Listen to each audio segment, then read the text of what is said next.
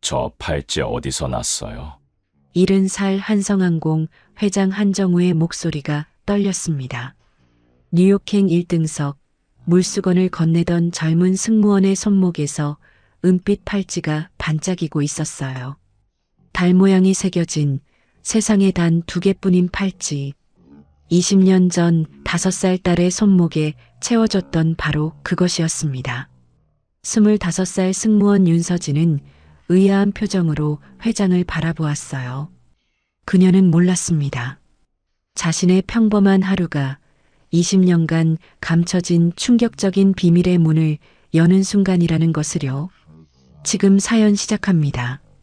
새벽 4시 반 성북동 대저택의 서재에서 정우는 잠을 이루지 못하고 있었습니다. 창밖으로 희미한 가로등 불빛만이 칠흑 같은 어둠을 가르고 있었죠. 70살의 한성항공 회장 한정우. 그는 하루 24시간 중 이 시간이 가장 두려웠습니다. 온 세상이 잠든 고요한 새벽은 잊고 싶은 기억들을 자꾸만 끄집어냈으니까요. 묵직한 마호가니 책상 위에는 20년간 모은 서류 파일이 두꺼운 바인더 여러 권으로 빼곡히 정리되어 있었습니다. 실종 신고서, 경찰 수사 보고서, 사설 탐정 조사 기록, 전국 각지에서 날아든 제보 문서들. 정우는 주름진 손으로 서랍을 열어 작은 오르골을 꺼냈습니다. 세월의 흔적이 묻어나는 나무 표면이 달아 있었지만 누군가 매일 정성스럽게 닦아온 듯 은은한 광택이 났죠. 뚜껑을 조심스럽게 열자 은은한 멜로디가 적막한 서재를 가득 채웠습니다. 이 곡은 아내 미경이 딸을 위해 직접 작곡한 자장가였습니다. 피아노 전공이었던 미경이 수아가 태어난 날 밤새워 만든 악보조차 남기지 않은 세상에 단 하나뿐인 노래였어요. 정우의 눈가에 눈물이 맺혔습니다. 멜로디를 들을 때마다 미경의 맑은 목소리가 귓가에 맴도는 것만 같았죠. 갓난아기였던 수아를 품에 안고 이 노래를 불러주던 아내의 모습이 눈앞에 아른거렸습니다. 책상 한쪽에 놓인 은색 액자 속에서 5살배기 소녀가 환하게 웃고 있었습니다. 2004년 7월 15일 한성항공 미주 노선 취향 기념식 날 찍은 가족사진에서 오려낸 것이었어요. 새빨간 원피스를 곱게 차려입은 수아가 아빠 품에 폭 안겨 까르르 웃고 있었습니다. 통통한 볼이 발그레하게 상기되어 있었고 그 작은 손목에는 은빛 달 모양 팔찌가 반짝이고 있었죠. 수아야, 오늘도 아빠가 기다린다. 정우는 거칠어진 손가락 끝으로 사진 속 딸의 볼을 천천히 쓰다듬었습니다. 유리 너머로 느껴지는 차가운 감촉이 가슴을 후볐어요. 이것이 그의 매일 아침 의식이었습니다. 새벽에 일어나 오르골을 틀고 딸의 사진에 인사를 건네는 것. 가슴 한구석이 날카로운 칼날로 찢어지는 듯한 통증이 밀려왔지만 그는 이미 20년간 이 아픔과 동거해 왔습니다. 어쩌면 이 고통만이 딸과 자신을 이어주는 유일한 끈인지도 몰랐어요. 넓디 넓은 저택에는 가정부 순자 외에 함께 사는 사람이 없었습니다. 20개가 넘는 방이 텅 비어 먼지만 쌓여가고 있었죠. 아내 미경은 15년 전 심장병으로 세상을 떠났습니다. 딸을 잃은 충격으로 몸이 급격히 쇠약해졌고 결국 그 무게를 버티지 못했어요. 임종 직전까지 그녀는 뼈만 앙상하게 남은 손으로 정우의 손을 꼭 움켜쥐고 말했습니다. 수아를 꼭 찾아줘요. 그 애는 살아있어요. 느껴져요. 그 약속을 지키기 위해 정우는 20년이라는 세월 동안 모든 것을 쏟아부었습니다. 사설 탐정만 7명을 고용했고 지출한 비용은 30억 원을 훌쩍 넘겼어요.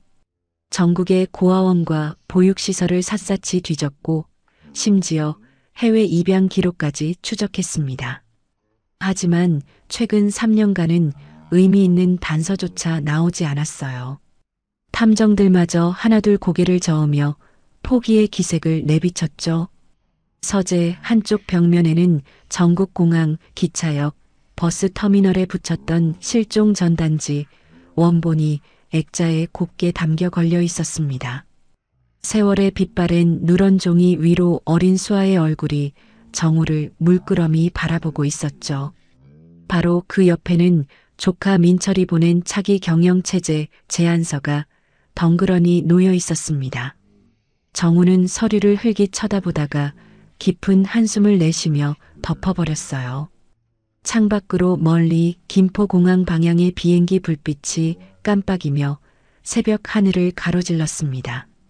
정우는 오르골 뚜껑을 닫으며 나지막이 중얼거렸습니다. 수아가 비행기 좋아했는데 지금쯤 25이겠구나. 그의 어깨가 힘없이 축 처졌습니다. 또 하루가 밝아오고 있었어요. 딸 없이 맞이하는 7305번째 아침이었습니다. 아침 7시 정우는 무거운 몸을 이끌고 식당으로 내려왔습니다. 12명이 앉을 수 있는 긴 테이블에 홀로 자리를 잡았죠. 텅 빈 의자들이 그의 고독을 더욱 선명하게 드러내고 있었습니다. 가정부 순자가 차려놓은 죽 한 그릇에서 김이 모락모락 피어올랐지만 입맛은 통 없었어요. 그때 식당 문이 열리며 비서실장 오경수가 들어왔습니다. 58살의 경수는 40에 가까이 정우의 곁을 지켜온 사람이었어요. 젊은 시절부터 함께했기에 20년 전 그 참혹한 날도 생생히 기억하고 있었죠. 그는 단정한 정장 차림으로 서류 뭉치를 들고 조심스레 다가왔습니다. 회장님, 오늘 오전에 김 변호사가 유 원장 검토건으로 면담을 요청했습니다. 정우의 숟가락이 멈췄습니다. 유 원장이라는 단어가 귀에 거슬렸어요. 유 원장? 바꿀 게 뭐가 있어. 수아 몫은 그대로 남겨두라고 했잖아. 경수가 난처한 표정을 지었습니다. 그의 손가락이 서류 모서리를 무의식적으로 만지작거렸죠. 20년이 지났습니다. 법적으로는 실종 선고 후 사망 추정이 가능한 시점이라서요. 순간 정우의 눈빛이 날카롭게 변했습니다. 주먹을 불끈 쥐자 핏줄이 붉어져 나왔어요. 식탁 위 도자기 컵이 미세하게 흔들릴 정도로 그의 손이 떨리고 있었습니다. 그 말 다시는 입에 담지 마. 목소리는 낮았지만 서리빨 같은 냉기가 담겨 있었습니다. 경수가 황급히 고개를 숙였어요. 죄송합니다. 다만 민철 부사장이 계속 경영권 승계 문제를 거론해서 말씀드린 겁니다. 정우는 숟가락을 내려놓고 창밖을 바라보았습니다. 정원의 목련나무에 새순이 돋아나고 있었죠. 20년 전 수아와 함께 심은 나무였습니다. 그의 눈가에 깊은 주름이 패였어요. 부모는 절대 자식을 포기하지 않아. 정우가 천천히 입을 열었습니다. 목소리에 힘이 실려 있었어요. 살아있든 죽었든 내 눈으로 직접 확인하기 전까지는 포기란 없어. 20년이 아니라 200년이 지나도 마찬가지야. 경수는 아무 말 없이 고개를 끄덕였습니다. 40년 가까이 함께하며 그 누구보다 정우의 고통을 가까이서 지켜본 사람이었으니까요. 그는 조심스럽게 다음 말을 꺼냈습니다. 다음 주가 사모님 기일이시죠? 정우의 어깨가 미세하게 떨렸습니다. 미경의 얼굴이 떠올랐어요. 마지막까지 수아를 찾아달라며 자신의 손을 놓지 않던 그녀의 모습이. 미경이도 끝까지 믿었어. 수아가 살아있다고. 임종 직전에도 내 손을 꼭 잡고 말했지. 그의 목소리가 살짝 갈라졌습니다. 하지만 이내 눈빛을 가다듬으며 다시 입을 열었어요. 그리고 민철이 말인데 요즘 왜 그렇게 서두르는 건지 조사해봐. 조용히. 경수가 고개를 끄덕이며 수첩에 메모했습니다. 40에 가까이 함께한 두 사람 사이에 더 이상의 말은 필요 없었죠. 정우는 다시 창밖의 목련나무를 바라보았습니다. 수아가 좋아하던 꽃. 올해도 어김없이 꽃망울을 터뜨릴 나무를요. 같은 시각 서울 마포구의 좁은 원룸에서 서진이 눈을 떴습니다. 새벽 5시. 알람이 울리기도 전에 저절로 눈이 떠졌죠. 오늘은 첫 국제선 1등석 담당이었습니다. 25살의 한성항공 승무원 윤서진. 그녀는 떨리는 마음을 안고 침대에서 일어났어요. 거울 앞에 서서 유니폼을 정돈하는데 손목의 팔찌가 눈에 들어왔습니다. 은빛 달 모양이 새겨진 오래된 팔찌. 서진이 기억하는 가장 오래된 물건이었죠. 5살 때 보육원에 맡겨졌을 때부터 늘 차고 있었지만 어디서 온 건지 알 수 없었습니다. 팔찌 뒷면에는 알아볼 수 없는 글씨가 희미하게 새겨져 있었어요. 오늘도 행운을 빌어줘. 서진은 습관처럼 팔찌를 어루만졌어요. 그녀에게 이 팔찌는 일종의 부적 같은 존재였습니다. 면접 때도 첫 비행 때도 이 팔찌를 만지면 신기하게 마음이 진정되곤 했죠. 벽에는 푸른 하늘 보육원에서 찍은 사진이 붙어 있었습니다.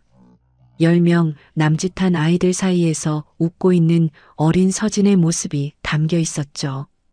보육원 기록에 따르면 서진은 2004년 7월 15일 서울역 인근에서 발견되었습니다. 이름도 나이도 모른 채 울고 있던 여자아이. 경찰은 석 달간 보호자를 찾았지만 아무도 나타나지 않았어요. 서진은 가끔 이상한 꿈을 꾸곤 했습니다.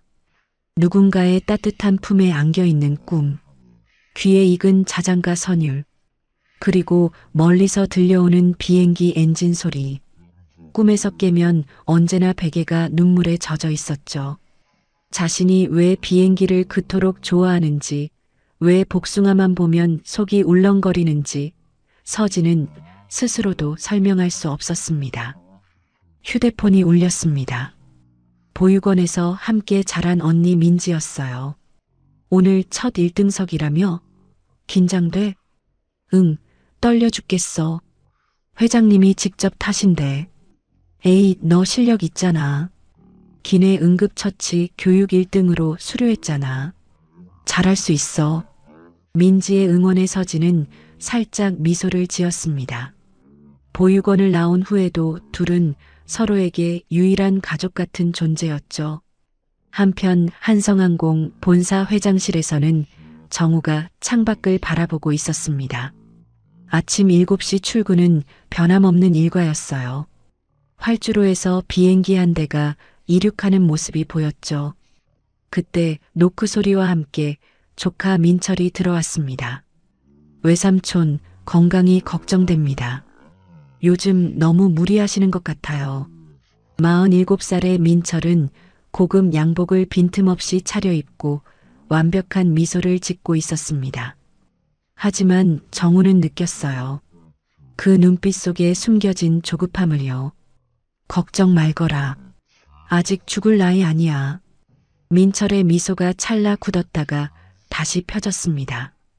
그가 나간 후 정우는 창밖을 바라보며 중얼거렸어요. 저 녀석 예전 같지 않아. 무언가 불길한 예감이 스쳐 지나갔습니다.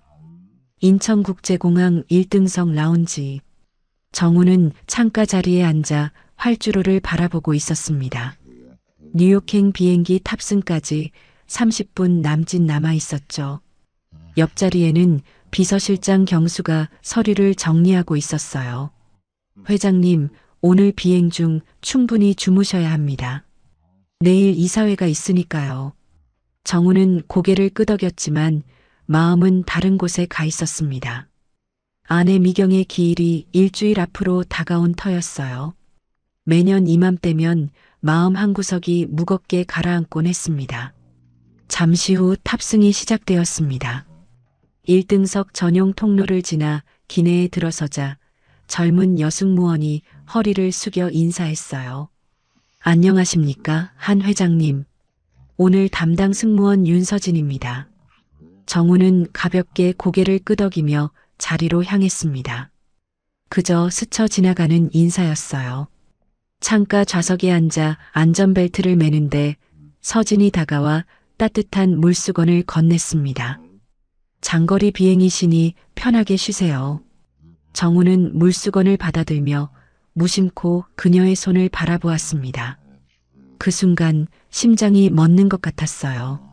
서진의 왼쪽 손목에서 은빛 팔찌가 반짝이고 있었습니다. 달 모양이 새겨진 너무나도 익숙한 디자인의 팔찌. 정우의 눈동자가 크게 흔들렸습니다. 저 팔찌. 목소리가 떨렸습니다. 서진이 의아한 표정으로 정우를 바라보았어요. 네, 이 팔찌요? 정우의 입술이 바르르 떨렸습니다. 20년 전 딸 수아의 손목에 채워졌던 바로 그 팔찌였어요. 아내 미경이 수아가 태어났을 때 맞춤 제작한 세상에 단 2개뿐인 쌍둥이 팔찌 중 하나.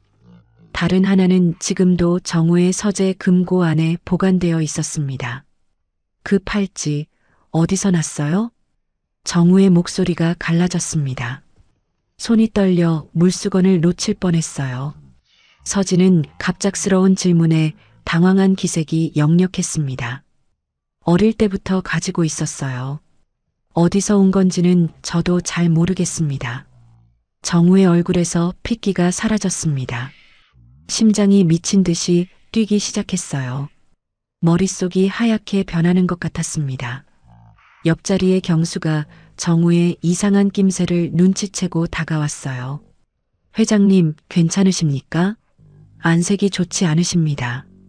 정우는 대답 대신 서진의 얼굴을 뚫어지게 바라보았습니다. 눈매, 코, 입술.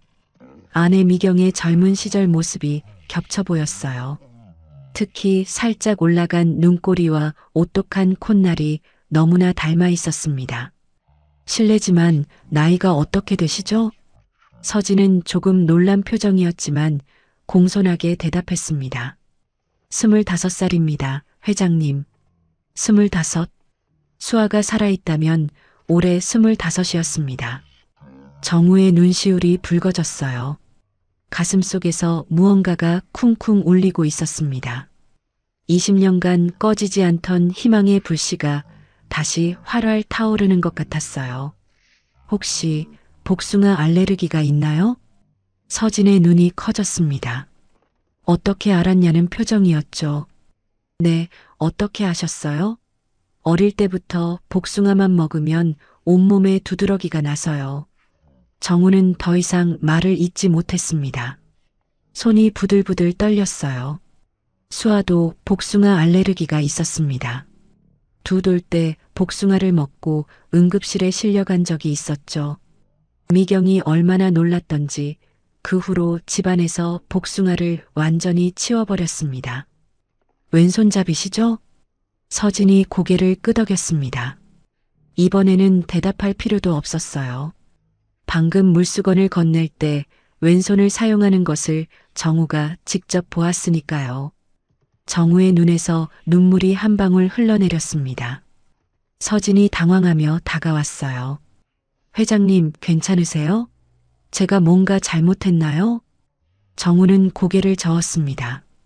입술을 꽉 깨물며 감정을 추스르려 했지만 쉽지 않았어요.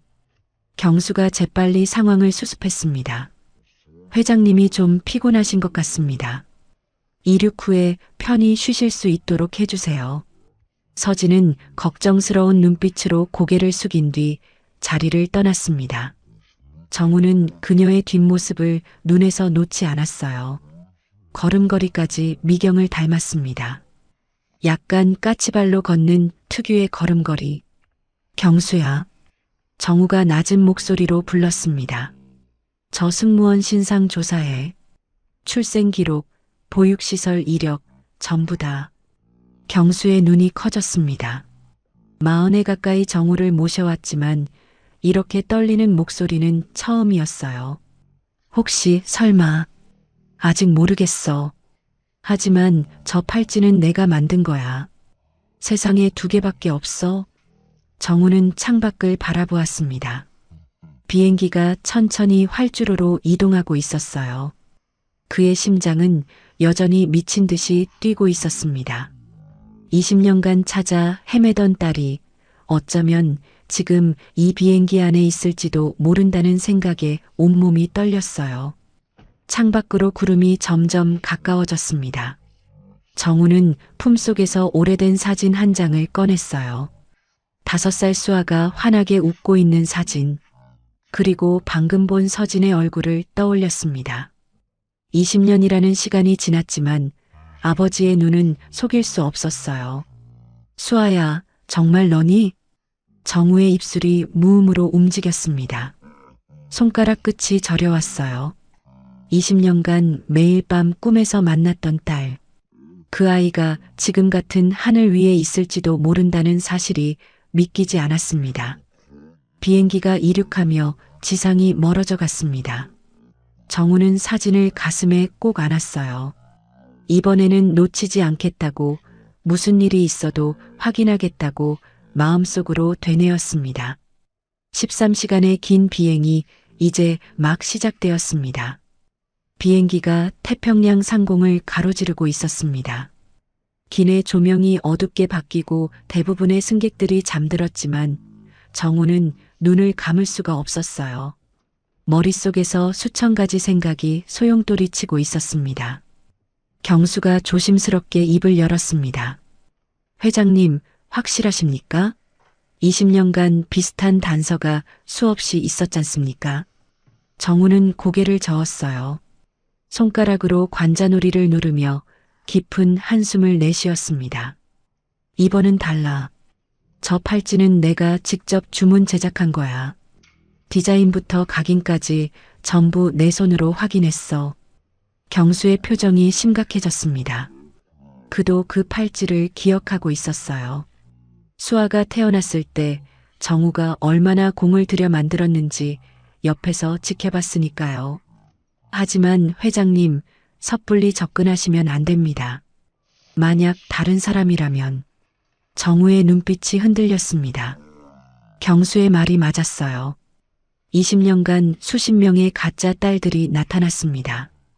돈을 노리고 접근한 사기꾼들, 실종 아동 브로커들, 심지어 정신적으로 불안정한 사람들까지. 그때마다 희망을 품었다가 무너지기를 반복했죠. 미경이 쓰러진 것도 그런 충격 때문이었습니다. 그래도 확인은 해야지. 정우의 목소리는 단호했지만 손끝은 미세하게 떨리고 있었어요. 저 아이가 내 딸이 아니라면 나는 또 한 번 무너질 거야. 그걸 알아. 하지만 확인하지 않고는 못 견디겠어. 경수는 더 이상 말리지 않았습니다. 대신 수첩을 꺼내 메모를 시작했어요. 일단 푸른 하늘 보육원부터 조사하겠습니다. 2004년 7월경 입소한 여아 기록을 확인하면 되겠죠. 정우가 고개를 끄덕였습니다. 그때 멀리서 서진이 다른 승객에게 담요를 덮어주는 모습이 보였어요. 어둠 속에서도 그녀의 은빛 팔찌가 희미하게 빛났습니다. 정우의 가슴이 다시 쿵쾅거렸어요. 저 아이 성격은 어떤 것 같아? 경수가 잠시 생각하더니 대답했습니다. 차분하고 세심해 보입니다. 승객들을 대하는 태도가 진심 어린 것 같더군요. 정우의 입가에 희미한 미소가 떠올랐습니다. 미경이 그랬어요. 누구에게나 진심을 다하는 따뜻한 사람이었죠. 하지만 곧 미소가 사라졌습니다. 만약 수아가 맞다면 그 애는 20년간 고아로 살아온 거야. 목소리가 갈라졌습니다. 정우의 주먹이 불끈 쥐어졌어요. 내가 곁에 있었어야 할 20년을. 그 애는 혼자서 버텨야 했어. 경수는 아무 말도 하지 못했습니다. 정우의 어깨가 미세하게 떨리고 있었어요. 회장으로서 수천 명의 직원을 이끄는 강인한 모습과는 전혀 다른 자식을 잃은 아버지의 처절한 모습이었습니다. 민철이는 아직 모르게 해. 정우가 갑자기 말했습니다. 경수가 고개를 갸웃거렸어요. 부사장님께요? 왜 그러십니까? 정우의 눈빛이 날카로워졌습니다. 요즘 그 녀석 행동이 이상해. 유 원장 얘기를 자꾸 꺼내고 경영권 승계를 서두르려 하고 수아가 살아있다는 걸 알면 어떻게 나올지 모르겠어. 경수의 표정이 굳었습니다. 민철이 정우의 유일한 혈육으로서 회사를 물려받으려는 것은 공공연한 사실이었어요. 만약 정우의 친딸이 살아있다면 민철의 계획은 완전히 틀어지게 됩니다. 알겠습니다. 극비리에 진행하겠습니다. 정우는 다시 창밖을 바라보았습니다. 칠흑 같은 밤하늘에 별들이 총총히 박혀 있었어요. 20년 전 그날 밤도 이렇게 별이 많았습니다. 공항 기념식이 끝나고 집으로 돌아가던 길, 잠깐 한눈을 판 사이에 수아가 사라져버렸죠. 그 순간의 공포가 다시 밀려왔습니다. 수아를 찾아 미친 듯이 뛰어다니던 기억, 목이 터져라 이름을 부르던 기억, 경찰서에서 밤을 새우며 울부짖던 기억. 정우는 눈을 질끈 감았어요. 수아야, 아빠가 꼭 찾을게. 입술이 무음으로 움직였습니다. 그때 서진이 다가왔어요. 회장님, 식사 시간인데 드시겠습니까? 정우는 고개를 들어 그녀를 바라보았습니다. 기내 조명 아래서 서진의 얼굴이 더욱 선명하게 보였어요. 눈매, 코, 입술. 볼수록 미경을 닮아 있었습니다. 아, 그래. 고맙습니다. 서진이 식사를 준비하는 동안 정우는 그녀의 움직임을 지켜보았습니다. 왼손으로 능숙하게 접시를 옮기는 모습, 살짝 고개를 기울이며 미소 짓는 습관, 작은 행동 하나하나가 심장을 찔렀어요. 뉴욕에 도착하면 본격적인 조사가 시작될 터였습니다. 그 결과가 어떻든 정우는 각오하고 있었어요. 희망이든 절망이든 이제는 끝을 봐야 했습니다. 20년이라는 시간이 너무 길었으니까요. 경수가 조용히 물었습니다. 만약 정말 아가씨가 맞다면 어떻게 말씀하실 겁니까? 정우는 한참을 침묵했어요. 그 질문에 대한 답을 아직 찾지 못했습니다. 20년간 고아로 살아온 딸에게 갑자기 아버지라고 나타나면 어떤 반응이 나올까요? 원망할까요? 반가워할까요? 아니면 믿지 않을까요? 천천히 해야지. 갑자기 들이대면 그 애만 상처받아. 정우의 목소리는 낮았지만 단단했습니다. 무엇보다 서진의 마음을 먼저 생각해야 했어요. 20년간 자신을 버린 부모를 원망하며 살았을지도 모르니까요. 사실 버린 게 아니라 잃어버린 거였지만 서진이 그걸 어떻게 알겠습니까? 비행기가 약간 흔들렸습니다. 기장의 안내 방송이 흘러나왔어요. 난기류 구간이라 안전벨트를 매달라는 내용이었죠. 정우는 벨트를 조이며 다시 창밖을 바라보았습니다. 구름 사이로 달빛이 비치고 있었어요.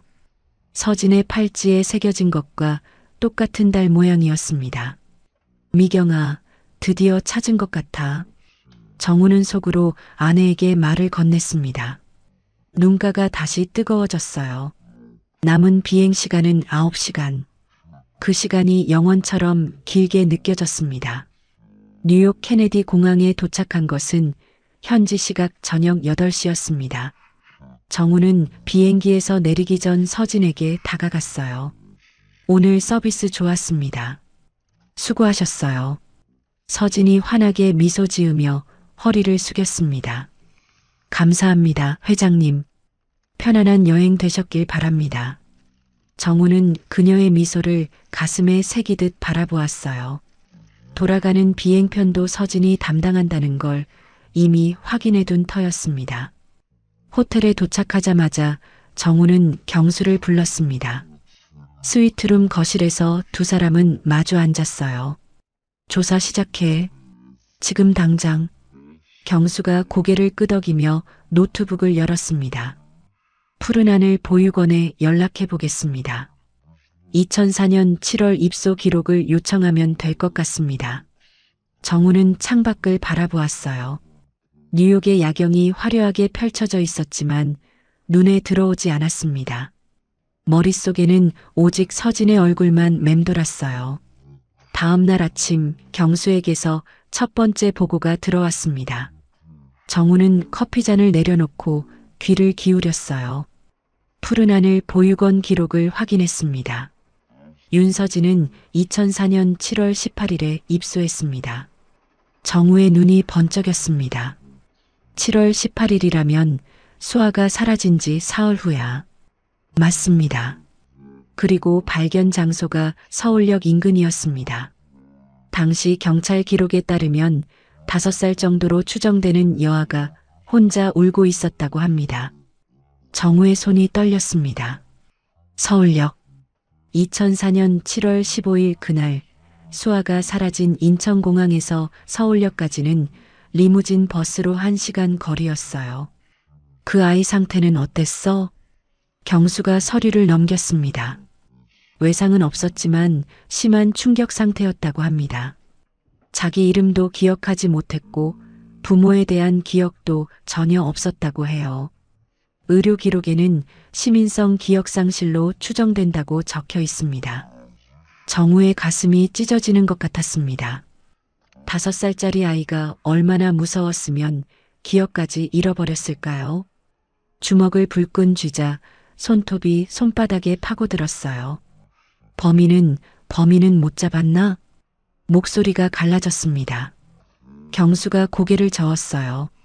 당시 경찰이 3개월간 수사했지만 단서를 찾지 못했습니다. 유괴 후 유기로 추정했지만 목격자도 없었고요. 정우는 두 손으로 얼굴을 감쌌습니다. 20년 전 그날의 악몽이 다시 밀려왔어요. 공항 기념식장에서 수아의 손을 놓은 건 단 몇 초였습니다. 축하 인사를 받느라 잠깐 한눈을 판 사이에 아이가 사라졌죠. 그 몇 초가 20년의 지옥이 되었습니다. 다른 정보는? 정우가 힘겹게 물었습니다. 보육원에서 성장 기록도 받았습니다. 서진은 공부를 잘했고 특히 어학에 재능이 있었다고 합니다. 장학금을 받아 대학을 졸업했고 졸업 후 바로 한성항공에 입사했습니다. 정우의 눈에 눈물이 글썽였습니다. 혼자서 그 모든 걸 해낸 거였어요. 부모 없이, 아무 도움 없이. 가슴이 터질 것 같았습니다. 그리고 한 가지 더 있습니다. 경수가 조심스럽게 말을 이었어요. 서진이 입소할 때 가지고 있던 소지품 목록이 남아 있습니다. 은색 팔찌 하나, 빨간 원피스, 그리고 작은 곰 인형. 정우가 벌떡 일어났습니다. 빨간 원피스? 곰 인형? 네. 인형은 분실되었고 원피스는 너무 낡아서 폐기했다고 합니다. 팔찌만 서진이 지금까지 간직하고 있는 것 같습니다. 정우의 무릎이 풀렸습니다. 소파에 털썩 주저앉았어요. 2004년 7월 15일 기념식 날 수아는 빨간 원피스를 입고 있었습니다. 그리고 수아가 가장 아끼던 건 미경이 선물한 작은 곰 인형이었죠. 수아야, 정말 수아였어. 정우의 눈에서 눈물이 흘러내렸습니다. 더 이상 의심의 여지가 없었어요. 모든 증거가 맞아떨어지고 있었습니다. DNA 검사를 해야 해. 정우가 눈물을 닦으며 말했습니다. 법적으로 확인하려면 검사가 필요합니다. 어떻게 진행하시겠습니까? 경수가 물었어요. 정우는 잠시 생각에 잠겼습니다. 섣불리 접근했다가 서진을 놀라게 하고 싶지 않았어요. 서진이 모르게 할 수 있나? 머리카락이나 사용한 물건으로도 검사가 가능합니다. 돌아가는 비행기에서 기회를 만들어 보겠습니다. 정우가 고개를 끄덕였습니다. 이틀 후면 귀국 비행편이었어요. 그때까지 마음을 가다듬어야 했습니다. 창밖으로 아침 햇살이 쏟아져 들어왔습니다. 뉴욕의 하늘이 맑게 개어 있었어요. 정우는 품에서 수아의 사진을 꺼내 바라보았습니다. 이제 곧 만날 수 있어. 20년 만에. 손가락으로 사진 속 딸의 얼굴을 쓰다듬었습니다. 희망과 두려움이 뒤섞인 복잡한 감정이 가슴속에서 소용돌이쳤어요. 하지만 이제 돌아갈 수는 없었습니다. 진실을 향해 한 발짝 내디딘 이상 끝까지 가야 했습니다. 경수가 조심스럽게 물었습니다. 회장님, 한 가지 여쭤봐도 될까요? 정우가 고개를 들었어요. 민철 부사장님께는 언제 말씀하실 겁니까?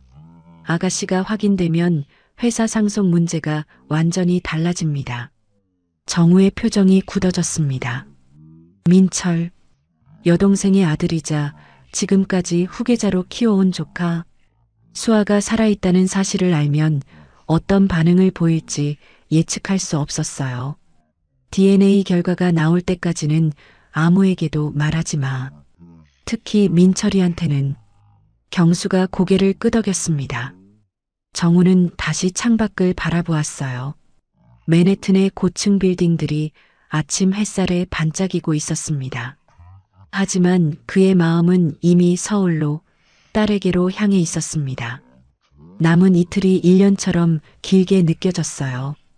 귀국 비행편이 뜨기 전날 밤 서진은 뉴욕 호텔방에서 민지에게 전화를 걸었습니다. 언니, 이상한 일이 있어. 뭔데? 비행 중에 무슨 일 있었어?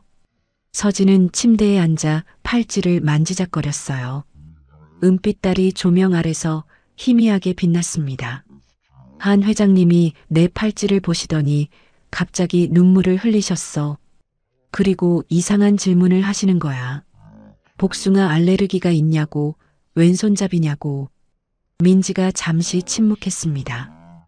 그게 왜 이상해? 그냥 호기심 아니야? 아니, 그게 아니야. 회장님 눈빛이 진짜 이상했어.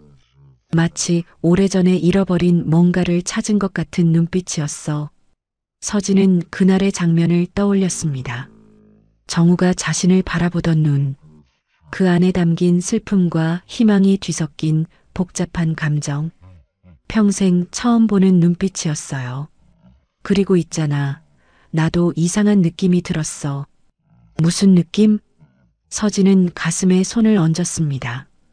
회장님 얼굴을 보는데 가슴이 이상하게 뛰더라고. 무섭거나 긴장되는 게 아니라 뭔가 그리운 것 같은 느낌. 말로 설명하기 어려운데. 민지가 한숨을 쉬었어요.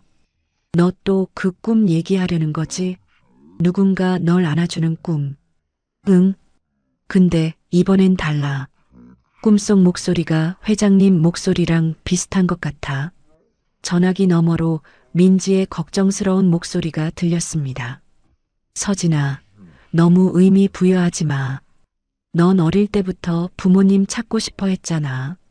그래서 그렇게 느끼는 걸 수도 있어. 서진도 그걸 알고 있었어요. 보육원에서 자라면서 늘 부모를 그리워했습니다. 다른 아이들이 면회 오는 가족을 만날 때마다 창문 너머로 지켜보며 울었죠. 어쩌면 자신의 희망이 만들어낸 착각일 수도 있었습니다. 그래도 이상해.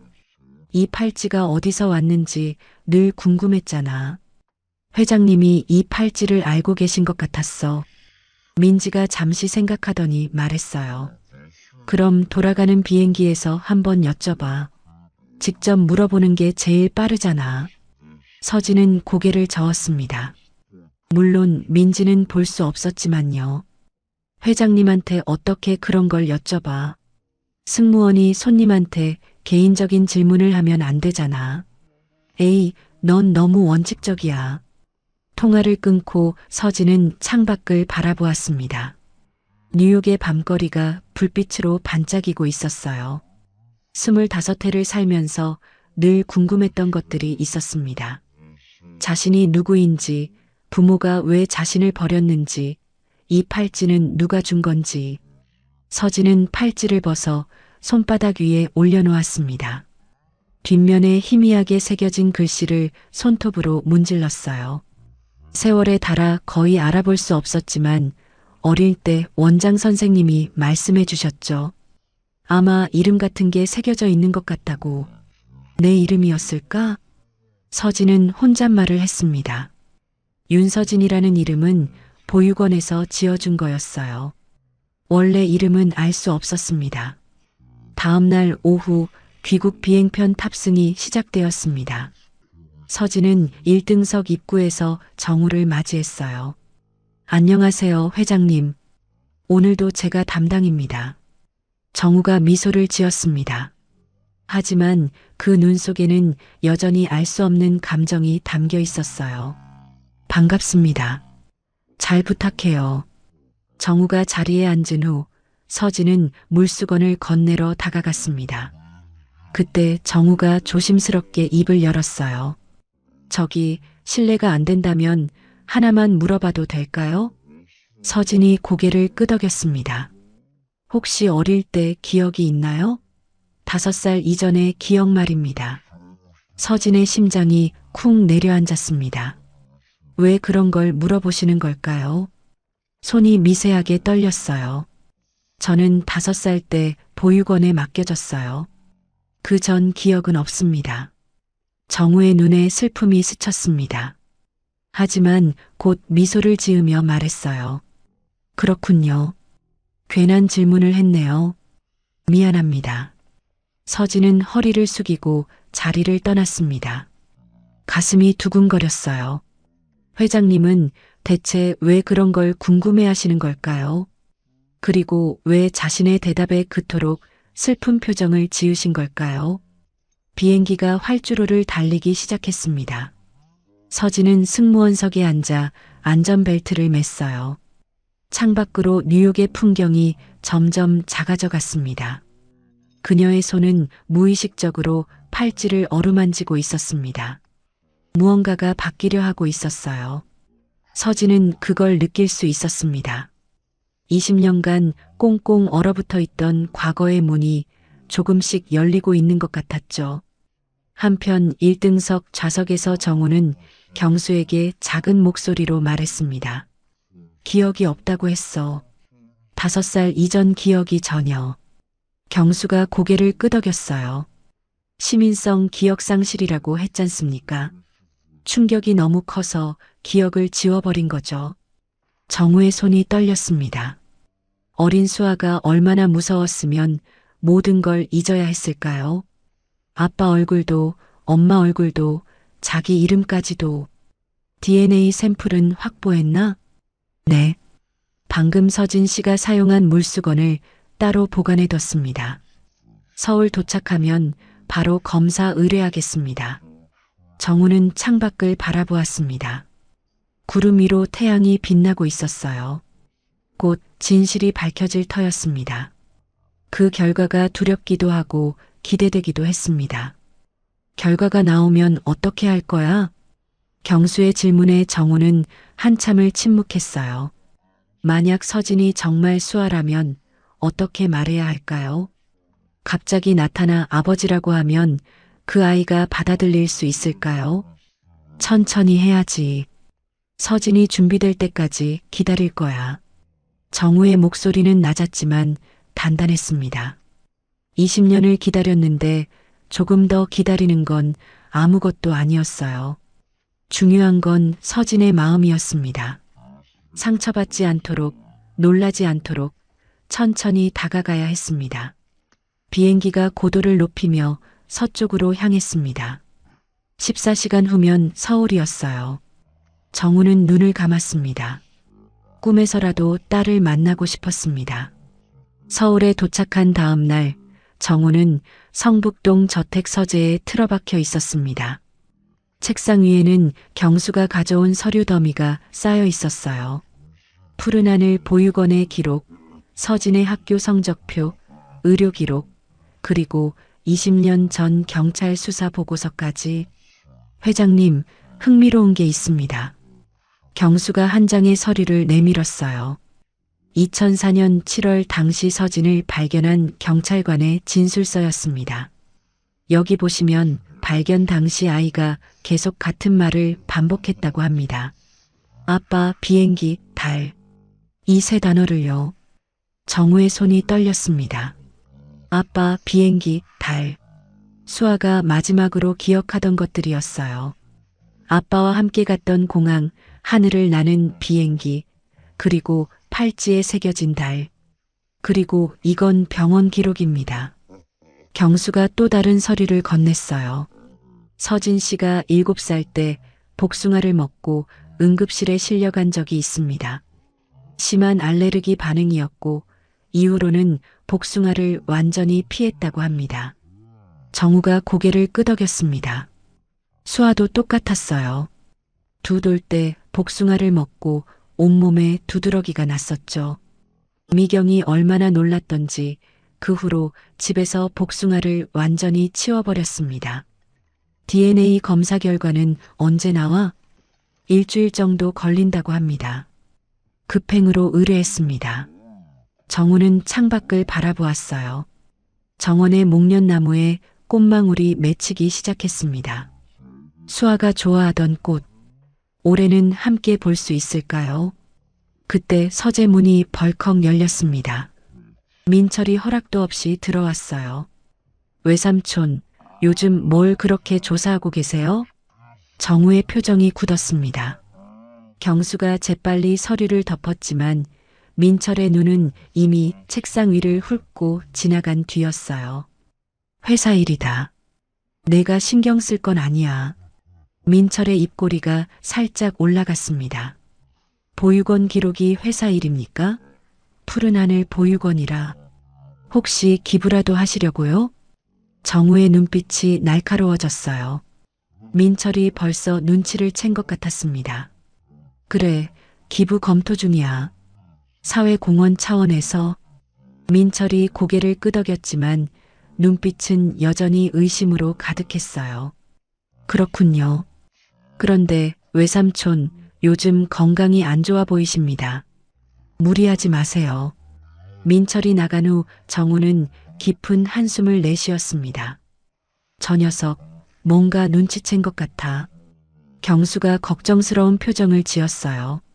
조심해야겠습니다.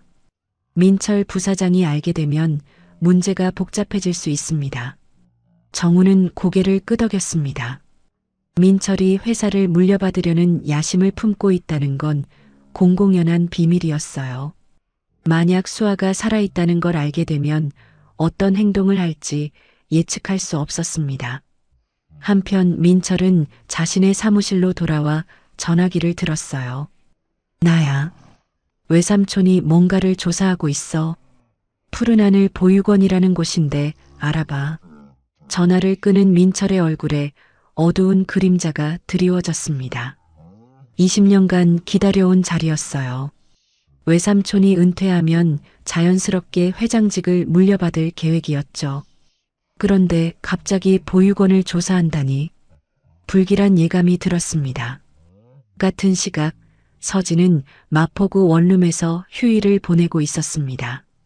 침대에 누워 천장을 바라보며 생각에 잠겼어요.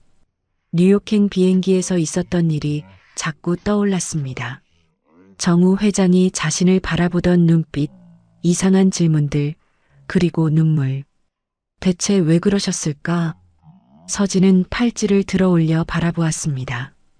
은빛달이 창문으로 들어오는 햇살에 반짝였어요. 이 팔찌의 비밀을 알면 자신이 누구인지 알 수 있을까요? 휴대폰이 울렸습니다. 모르는 번호였어요. 윤서진 씨 되십니까? 낯선 남자 목소리였습니다. 네, 그런데 누구세요? 저는 한성항공 비서실에서 연락드립니다. 한 회장님께서 내일 점심 식사에 초대하고 싶다고 하셨습니다. 서진의 심장이 쿵쾅거렸어요. 회장님이 자신을 초대한다고요? 승무원을 개인적으로 만나겠다니 이상했지만 거절할 이유도 없었습니다. 네, 알겠습니다. 전화를 끊고 서진은 한참을 멍하니 앉아 있었어요. 무언가 큰 일이 일어나려 하고 있었습니다. 그게 뭔지는 알 수 없었지만 가슴 깊은 곳에서 기대감이 솟아오르고 있었죠. 성북동 저택에서 정우는 경수에게 말했습니다. 내일 서진을 만나기로 했어. 조금씩 다가가 볼 거야. 경수가 고개를 끄덕였어요. 천천히 하십시오. 너무 급하게 다가가시면 오히려 역효과가 날 수 있습니다. 정우는 책상 위에 오르골을 바라보았습니다. 뚜껑을 열자 익숙한 자장가가 흘러나왔어요. 내일 서진을 만나면 이 곡을 들려줘 볼까 생각했습니다. 혹시 기억이 돌아올지도 모르니까요. 창밖으로 해가 저물고 있었습니다. 정우는 사진 속 수아를 바라보며 중얼거렸어요. 내일 드디어 제대로 만나게 되는구나. 20년 만의 재회가 코앞으로 다가오고 있었습니다. 정우는 오르골 옆에 놓인 또 하나의 팔찌를 집어들었어요. 서진이 차고 있는 것과 똑같은 은빛 달 모양 팔찌. 쌍둥이 팔찌 중 하나였습니다. 미경이 수아를 낳고 열흘 후에 특별 주문한 것이었어요. 엄마와 딸이 하나씩 나눠 가지자며 2개를 만들었죠. 미경은 자신의 팔찌를 죽는 날까지 손목에서 풀지 않았습니다. 지금은 정우가 보관하고 있었어요. 미경아, 드디어 우리 딸을 찾은 것 같아. 정우는 두 눈을 감고 아내에게 말을 건넸습니다. 눈가가 뜨거워졌어요. 20년간 품어왔던 희망이 드디어 현실이 되려 하고 있었습니다. 하지만 동시에 두려움도 밀려왔어요. 서진이 자신을 받아들여 줄까요? 20년간 고아로 자란 딸이 갑자기 나타난 아버지를 원망하지는 않을까요? 정우는 고개를 저었습니다. 어떤 결과가 나오든 받아들일 준비가 되어 있었어요. 중요한 건 서진이 행복해지는 것이었습니다. 그게 아버지로서 자신이 해야 할 일이었죠. 밤이 깊어가고 있었습니다. 내일을 위해 잠을 청해야 했지만 정우의 눈에는 잠이 오지 않았어요. 가슴속에서 20년간 응어리져 있던 감정들이 하나둘 풀어지고 있었습니다. 다음 날 낮 12시 정우는 성북동 저택에서 서진을 기다리고 있었습니다. 거실 테이블에는 정성스럽게 준비된 점심이 차려져 있었어요. 가정부 순자가 직접 만든 갈비찜과 잡채였습니다. 초인종이 울렸습니다. 정우의 심장이 쿵쾅거렸어요. 문이 열리고 서진이 들어왔습니다. 단정한 원피스 차림에 은빛 팔찌가 햇살에 반짝이고 있었죠. 안녕하세요, 회장님. 초대해 주셔서 감사합니다. 정우는 애써 평정을 유지하며 미소 지었습니다. 어서 와요. 편하게 앉아요. 식사를 하는 동안 정우는 서진의 모습을 유심히 살폈어요. 젓가락을 왼손으로 쥐는 모습, 음식을 먹기 전 냄새를 맡는 습관, 고개를 살짝 기울이며 듣는 자세. 모든 것이 미경을 닮아 있었습니다. 서진 씨, 혹시 음악 좋아해요? 서진이 고개를 끄덕였어요. 네, 특히 피아노 곡을 좋아해요. 왜 그런지는 모르겠는데 피아노 소리만 들으면 마음이 편해져요. 정우의 가슴이 뜨거워졌습니다. 미경이 피아노 전공이었어요. 수아가 뱃속에 있을 때부터 매일 피아노를 연주해줬죠. 잠깐 들려주고 싶은 게 있어요. 정우가 자리에서 일어나 서재로 갔습니다. 잠시 후 작은 오르골을 들고 돌아왔어요. 테이블 위에 오르골을 올려놓고 뚜껑을 열었습니다. 은은한 멜로디가 흘러나왔어요. 서진의 표정이 굳어졌습니다. 눈동자가 크게 흔들렸어요. 이 곡. 서진의 목소리가 떨렸습니다. 손으로 가슴을 움켜쥐었어요. 이 곡을 알아요. 어디서 들었는지 모르겠는데 분명히 알아요. 정우의 눈에 눈물이 글썽였습니다. 이 곡은 미경이 수아만을 위해 만든 자장가였어요. 세상 어디에도 녹음본이 없는 오직 이 오르골에만 담긴 곡. 어릴 때 꿈에서 들었어요. 서진이 눈물을 흘리기 시작했습니다. 누군가 저를 안고 이 노래를 불러주는 꿈. 계속 반복되는 꿈이었어요. 목소리는 기억 안 나는데 멜로디만 생생해요. 정우는 더 이상 참을 수 없었습니다. 주머니에서 사진 한 장을 꺼냈어요. 5살 수아의 사진이었습니다. 이 아이를 봐요. 서진이 사진을 받아들었습니다. 순간 그녀의 얼굴이 창백해졌어요. 이게 저예요? 사진 속 아이는 빨간 원피스를 입고 있었습니다. 손목에는 서진이 지금 차고 있는 것과 똑같은 은빛 팔찌가 반짝이고 있었어요. 이 아이 이름은 한수아야. 20년 전에 실종됐어요. 서진의 손이 부들부들 떨렸습니다. 한수아, 수아. 그 이름을 되뇌는 순간 서진의 머릿속에서 무언가가 번쩍했어요. 희미한 기억의 조각이 스쳐 지나갔습니다. 누군가의 품에 안겨 있는 느낌, 따뜻한 목소리, 그리고 수아야라고 부르는 소리. 저를 부르는 소리가 들려요. 수아야, 수아야. 서진이 두 손으로 얼굴을 감싸며 울기 시작했습니다. 정우도 눈물을 참지 못했어요. 그때 경수가 급하게 들어왔습니다. 손에 서류 봉투를 들고 있었어요. 회장님, DNA 검사 결과가 나왔습니다. 정우의 심장이 멎는 것 같았습니다. 떨리는 손으로 봉투를 열었어요. 서류를 펼치는데 한참이 걸렸습니다. 눈앞이 흐릿해서 글씨가 잘 보이지 않았어요.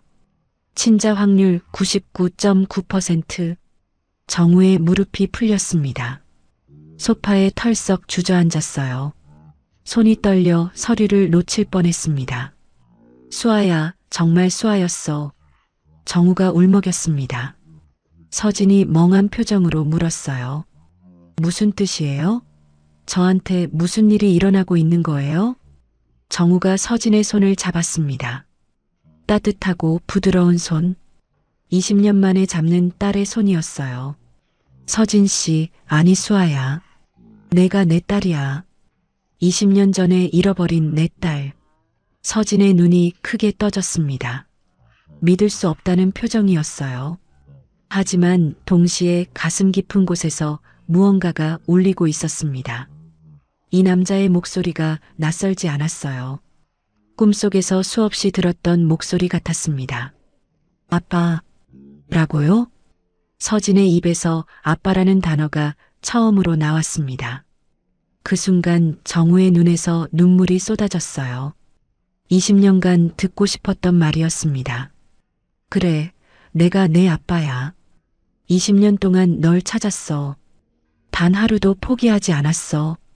서진도 눈물을 흘리기 시작했습니다. 아직 머리로는 이해되지 않았지만 가슴은 이미 알고 있었어요. 이 사람이 자신의 아버지라는 것을, 20년간 그리워했던 가족이라는 것을. 정우가 서진을 끌어안았습니다. 딸의 체온이 느껴졌어요. 20년간 꿈에서만 만났던 딸이 지금 자신의 품 안에 있었습니다. 미안해. 널 지키지 못해서 미안해. 정우의 어깨가 들썩였습니다. 서진도 정우의 등을 꼭 안았어요. 두 사람의 울음소리가 거실을 가득 채웠습니다. 창밖으로 햇살이 쏟아져 들어왔습니다. 20년간 닫혀있던 문이 마침내 열린 순간이었어요. 하지만 이 행복이 오래가지 못하리라는 것을 두 사람은 아직 몰랐습니다. 어둠 속에서 누군가 이들을 지켜보고 있었으니까요. 저택 담장 밖에 주차된 검은색 승용차 안에서 민철의 부하가 전화기를 들었습니다. 부사장님 확인했습니다. 회장님이 젊은 여자를 집에 초대하셨는데 둘이 부둥켜 안고 우는 걸 봤습니다. 전화기 너머로 민철의 차가운 목소리가 들려왔어요. 누군지 알아냈어? 한성항공 승무원입니다. 윤서진이라는 이름이고 푸른 하늘 보육원 출신입니다. 민철의 손에 쥐어진 펜이 부러졌습니다. 보육원 출신 여자와 회장이 울며 포옹을 한다? 불길한 예감이 현실이 되고 있었어요. 더 파봐. 그 여자가 누군지 정확하게 알아내. 전화를 끄는 민철의 눈이 차갑게 빛났습니다. 20년간 쌓아온 모든 것이 무너질 수도 있었어요. 그건 절대 허락할 수 없는 일이었습니다. 성북동 저택에서는 정우와 서진이 여전히 서로를 아는 채 눈물을 흘리고 있었습니다. 20년의 세월이 눈물과 함께 녹아내리고 있었어요. 밖에서 어떤 폭풍이 다가오고 있는지 두 사람은 아직 알지 못했습니다. 민철은 자신의 사무실에서 조사 결과를 받아들었습니다. 손에 든 서류에는 윤서진에 대한 모든 정보가 담겨 있었어요. 2004년 7월 18일 보육원 입소, 발견 장소 서울역 인근, 그리고 입소 당시 소지품 목록까지. 은빛 달 모양 팔찌. 민철의 눈이 가늘어졌습니다. 그 팔찌를 기억하고 있었어요. 어릴 때 외삼촌 집에 놀러 갔을 때 사촌 동생 수아가 차고 있던 것이었죠. 젠장, 수아가 살아 있었던 거야. 민철이 책상을 내리쳤습니다. 서류들이 바닥으로 흩어졌어요. 20년간 기다려온 것이 한순간에 물거품이 될 판이었습니다. 외삼촌이 은퇴하면 자연스럽게 회장직을 물려받을 계획이었어요. 주주들도 이사진도 모두 민철을 차기 회장으로 인정하고 있었죠. 그런데 갑자기 친딸이 나타나다니 민철은 창밖을 바라보며 생각에 잠겼습니다. 이대로 물러설 수는 없었어요. 20년간 회사를 위해 헌신해 왔습니다. 외삼촌 밑에서 온갖 굳은 일을 도맡아 했죠. 그런 자신을 제치고 갑자기 나타난 여자가 모든 걸 가져간다? 절대 용납할 수 없었습니다. 방법을 찾아야 해. 민철이 중얼거렸습니다. 눈빛이 차갑게 빛났어요. 서진이 진짜 수아라는 게 확실해지기 전에 손을 써야 했습니다. 다음 날 민철은 한성항공 본사 인사팀장을 불렀어요. 윤서진이라는 승무원 인사 기록 좀 봅시다. 인사팀장이 의아한 표정을 지었지만 거부할 수 없었습니다. 부사장의 지시였으니까요. 여기 있습니다. 민철은 서류를 훑어보았어요. 입사 3년차, 평가 점수 우수, 특이 사항 없음. 흠잡을 구석이 없었습니다. 하지만 민철은 포기하지 않았어요. 최근 비행 기록도 가져와요.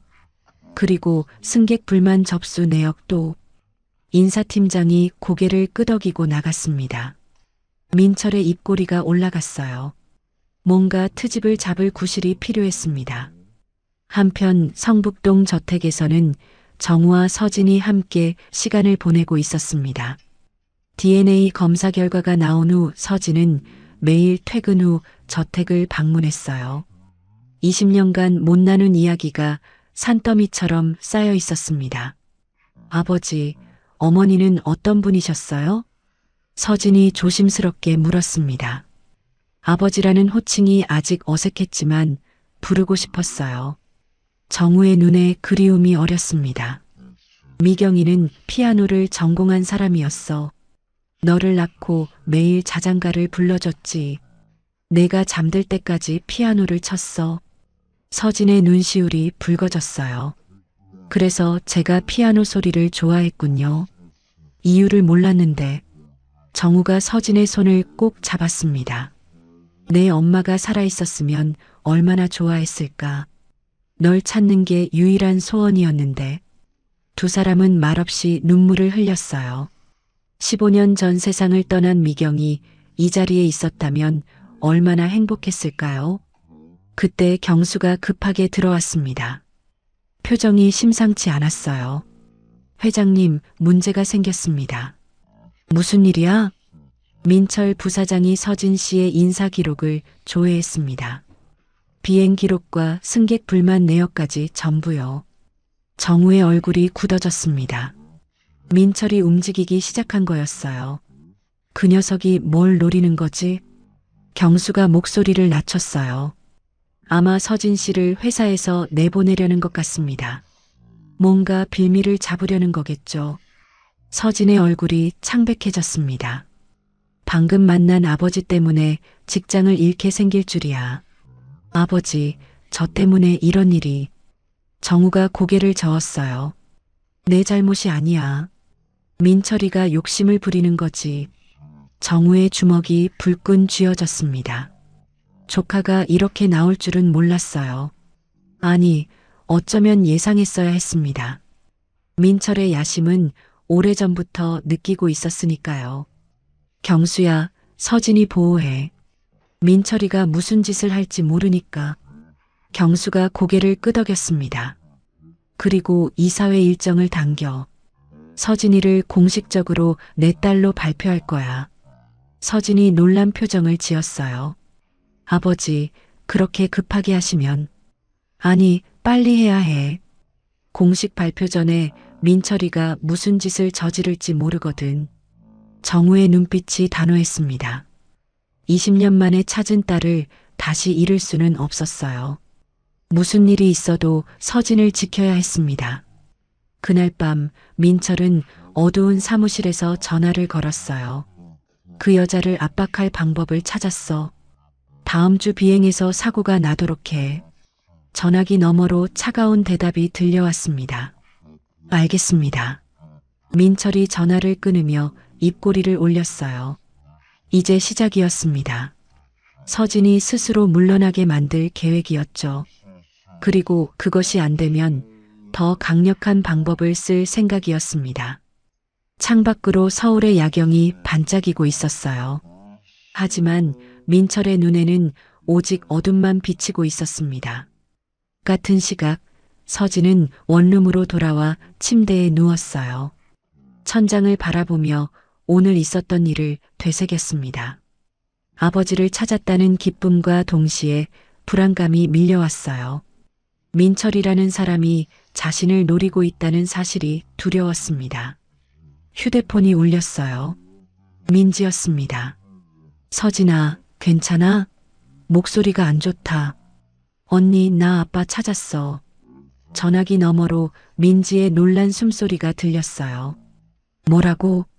진짜야? 서진은 그동안 있었던 일을 민지에게 털어놓았습니다. 팔찌의 비밀, DNA 검사 결과, 그리고 민철의 위협까지. 민지는 한참을 듣더니 한숨을 쉬었어요. 조심해, 서진아. 재벌과 싸움에 끼어들면 위험해. 서진도 그걸 알고 있었습니다. 하지만 이제 와서 물러설 수는 없었어요. 20년간 그리워했던 가족을 찾았는데 협박 때문에 포기할 수는 없었죠. 괜찮아, 언니. 아버지가 지켜주신다고 했어. 전화를 끊고 서진은 팔찌를 바라보았습니다. 은빛달이 희미하게 빛나고 있었어요. 이 작은 팔찌가 자신의 정체를 증명해 준 것이었습니다. 엄마가 남겨준 유일한 선물. 서진은 팔찌를 가슴에 꼭 안았어요.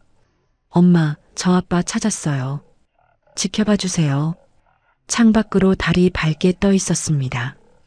20년 만에 가족을 되찾은 밤이었지만 폭풍 전의 고요함 같은 불안이 서진의 마음을 짓누르고 있었어요. 일주일 후 정우의 71번째 생일이었습니다.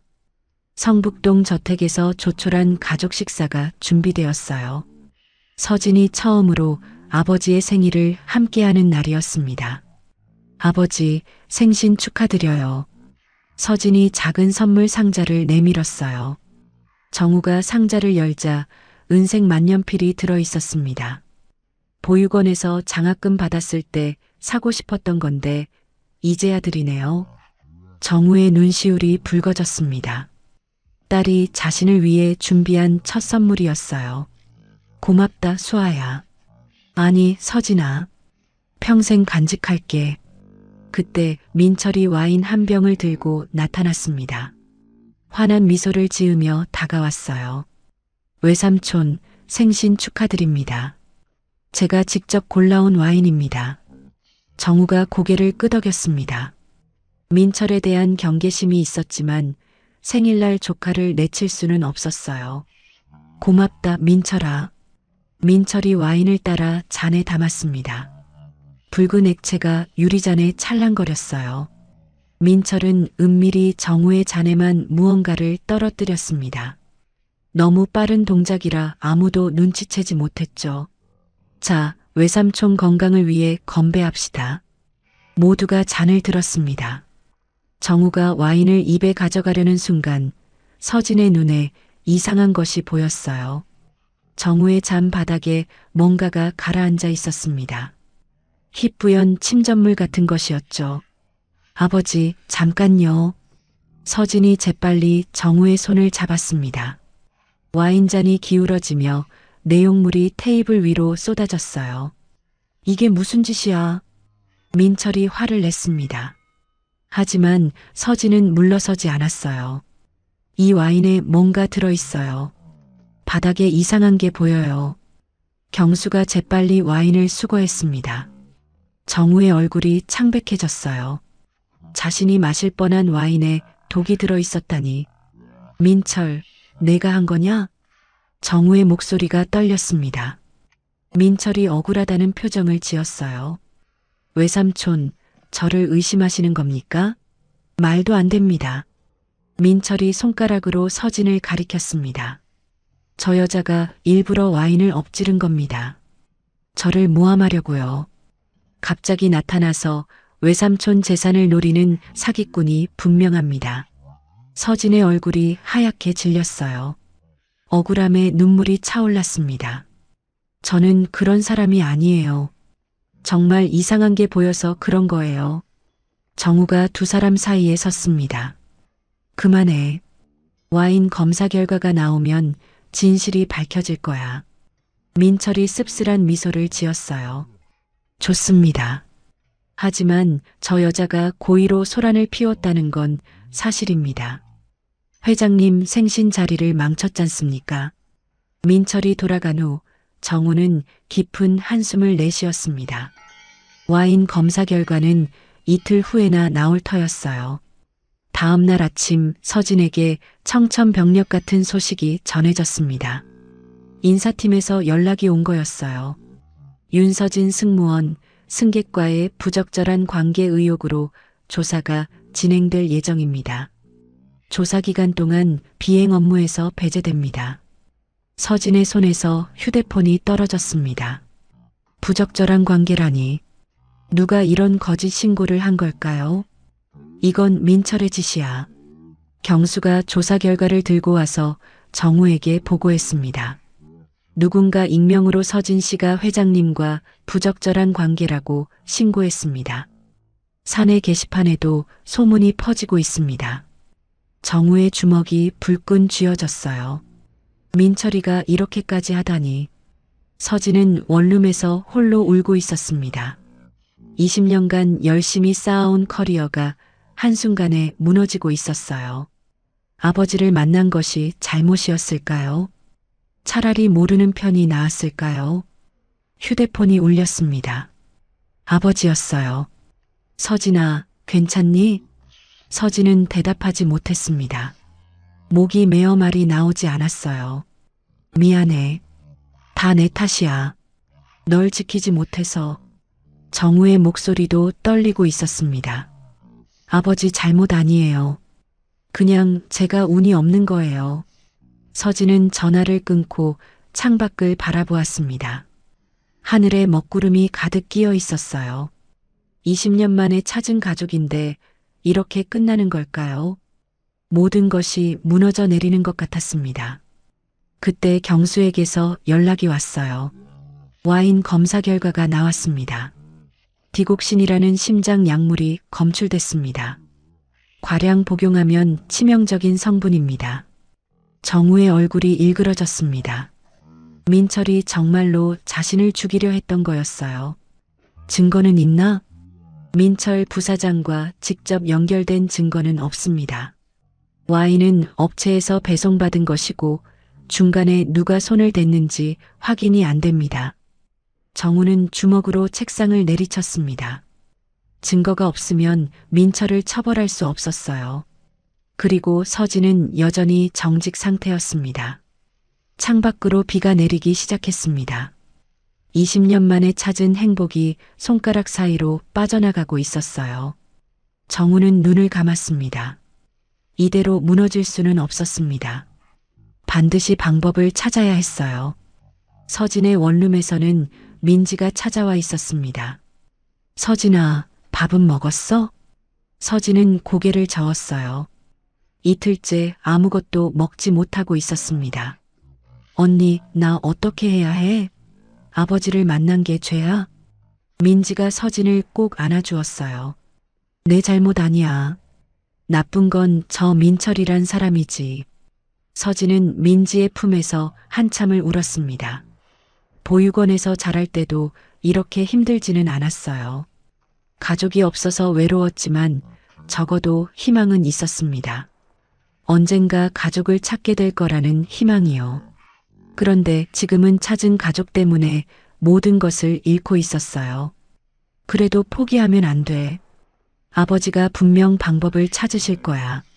민지의 말에 서진은 고개를 끄덕였습니다. 하지만 마음 한구석에서는 불안감이 가시지 않았어요. 성북동 저택에서 정우는 밤새 서재에 앉아 있었습니다. 오르골을 열어 자장가를 들으며 생각에 잠겼어요. 미경아, 어떻게 해야 할까? 또다시 수아를 잃을 것 같아. 정우의 눈에서 눈물이 흘러내렸습니다. 20년간 견뎌온 고통보다 지금이 더 힘들었어요. 눈앞에서 딸이 무너지는 걸 지켜봐야 하니까요. 새벽 4시 정우는 결심했습니다.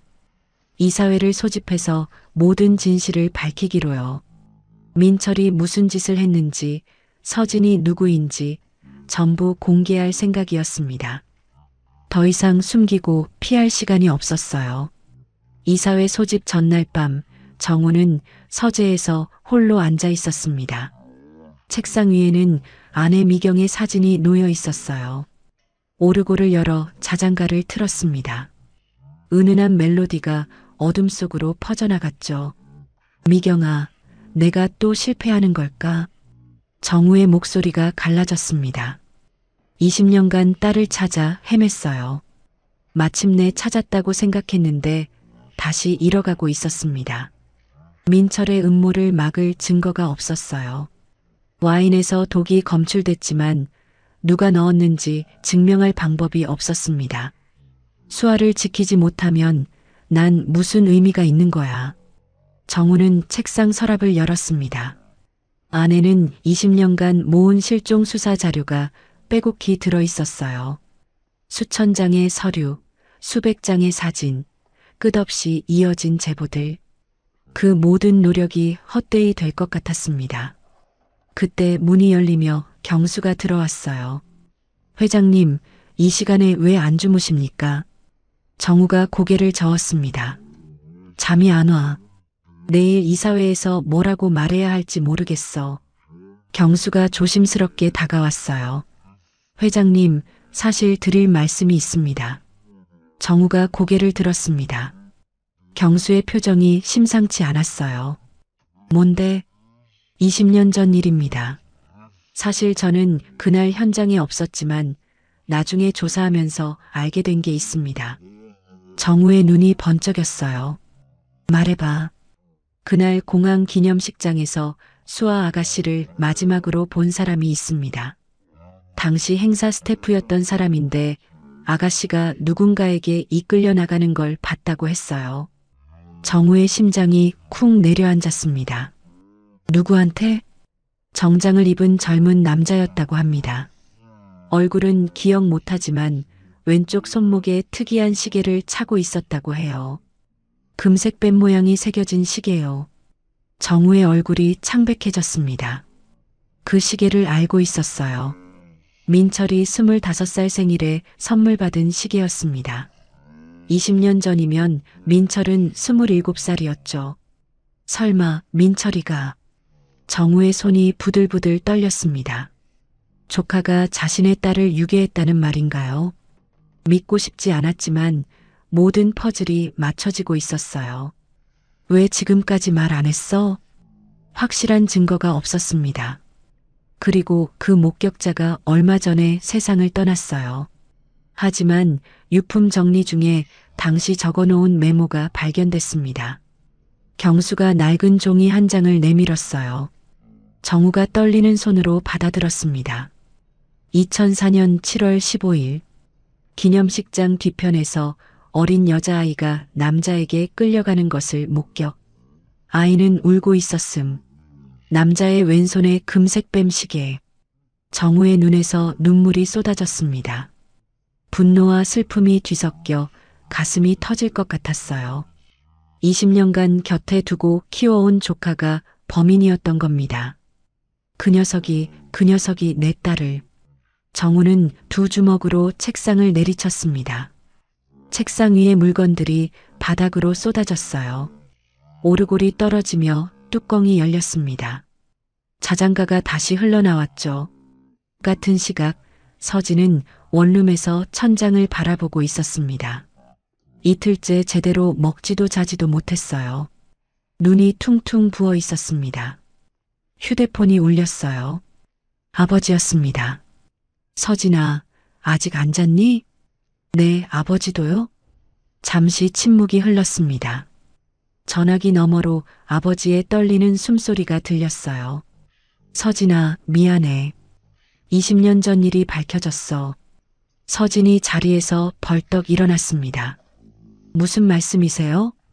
민철이가 너를 유괴한 범인이야. 증거가 나왔어. 서진의 머릿속이 하얘졌습니다. 유괴. 그 단어가 귓가에서 맴돌았어요. 내일 이사회에서 전부 밝힐 거야. 민철이를 처벌하고 너를 내 딸로 공식 발표할 거야. 서진의 눈에서 눈물이 흘러내렸습니다. 20년간 몰랐던 진실이 드디어 밝혀지는 거였어요. 아버지, 저 무서워요. 괜찮아.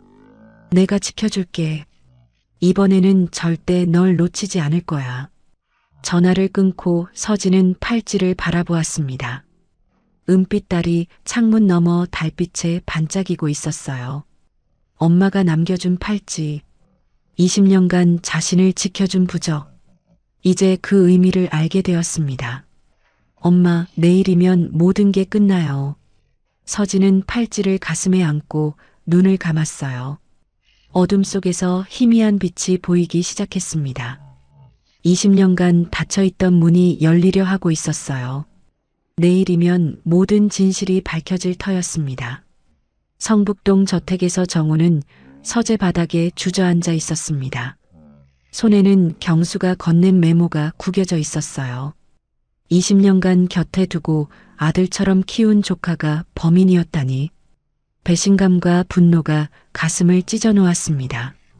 어떻게 그럴 수가 있어? 내 손으로 어린 아이를. 정우는 민철의 어린 시절을 떠올렸어요. 여동생이 일찍 세상을 떠나고 홀로 남겨진 조카를 친자식처럼 돌봤습니다.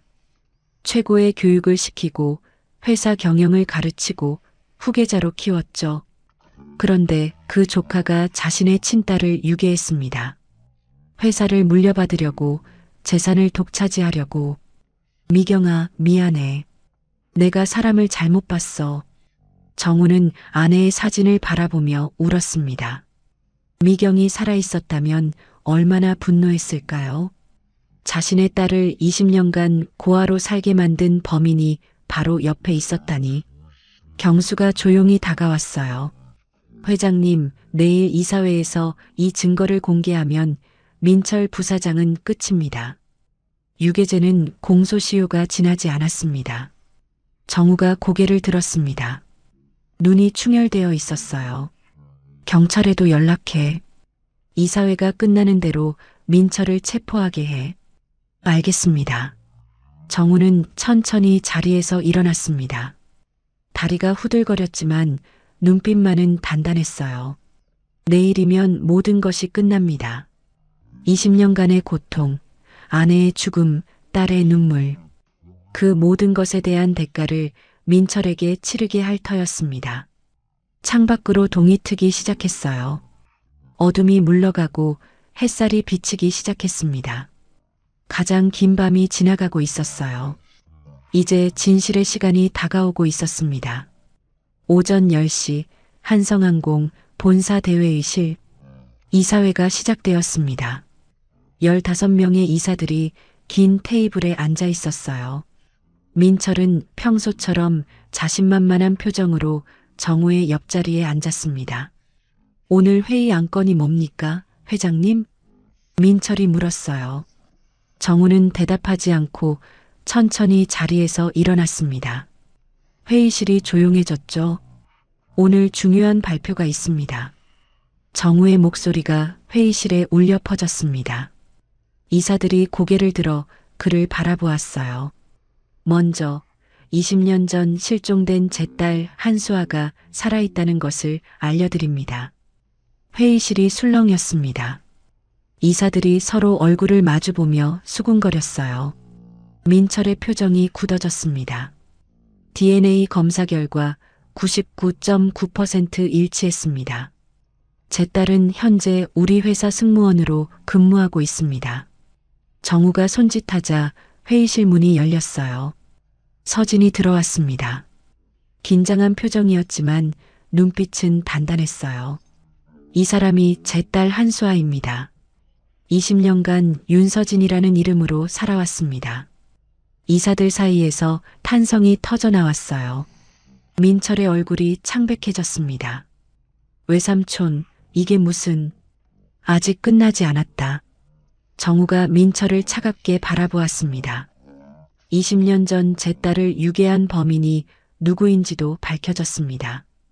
회의실이 얼어붙었어요. 모든 시선이 정우에게 집중되었습니다. 당시 목격자의 진술에 따르면 범인은 금색 뱀 모양 시계를 차고 있었습니다.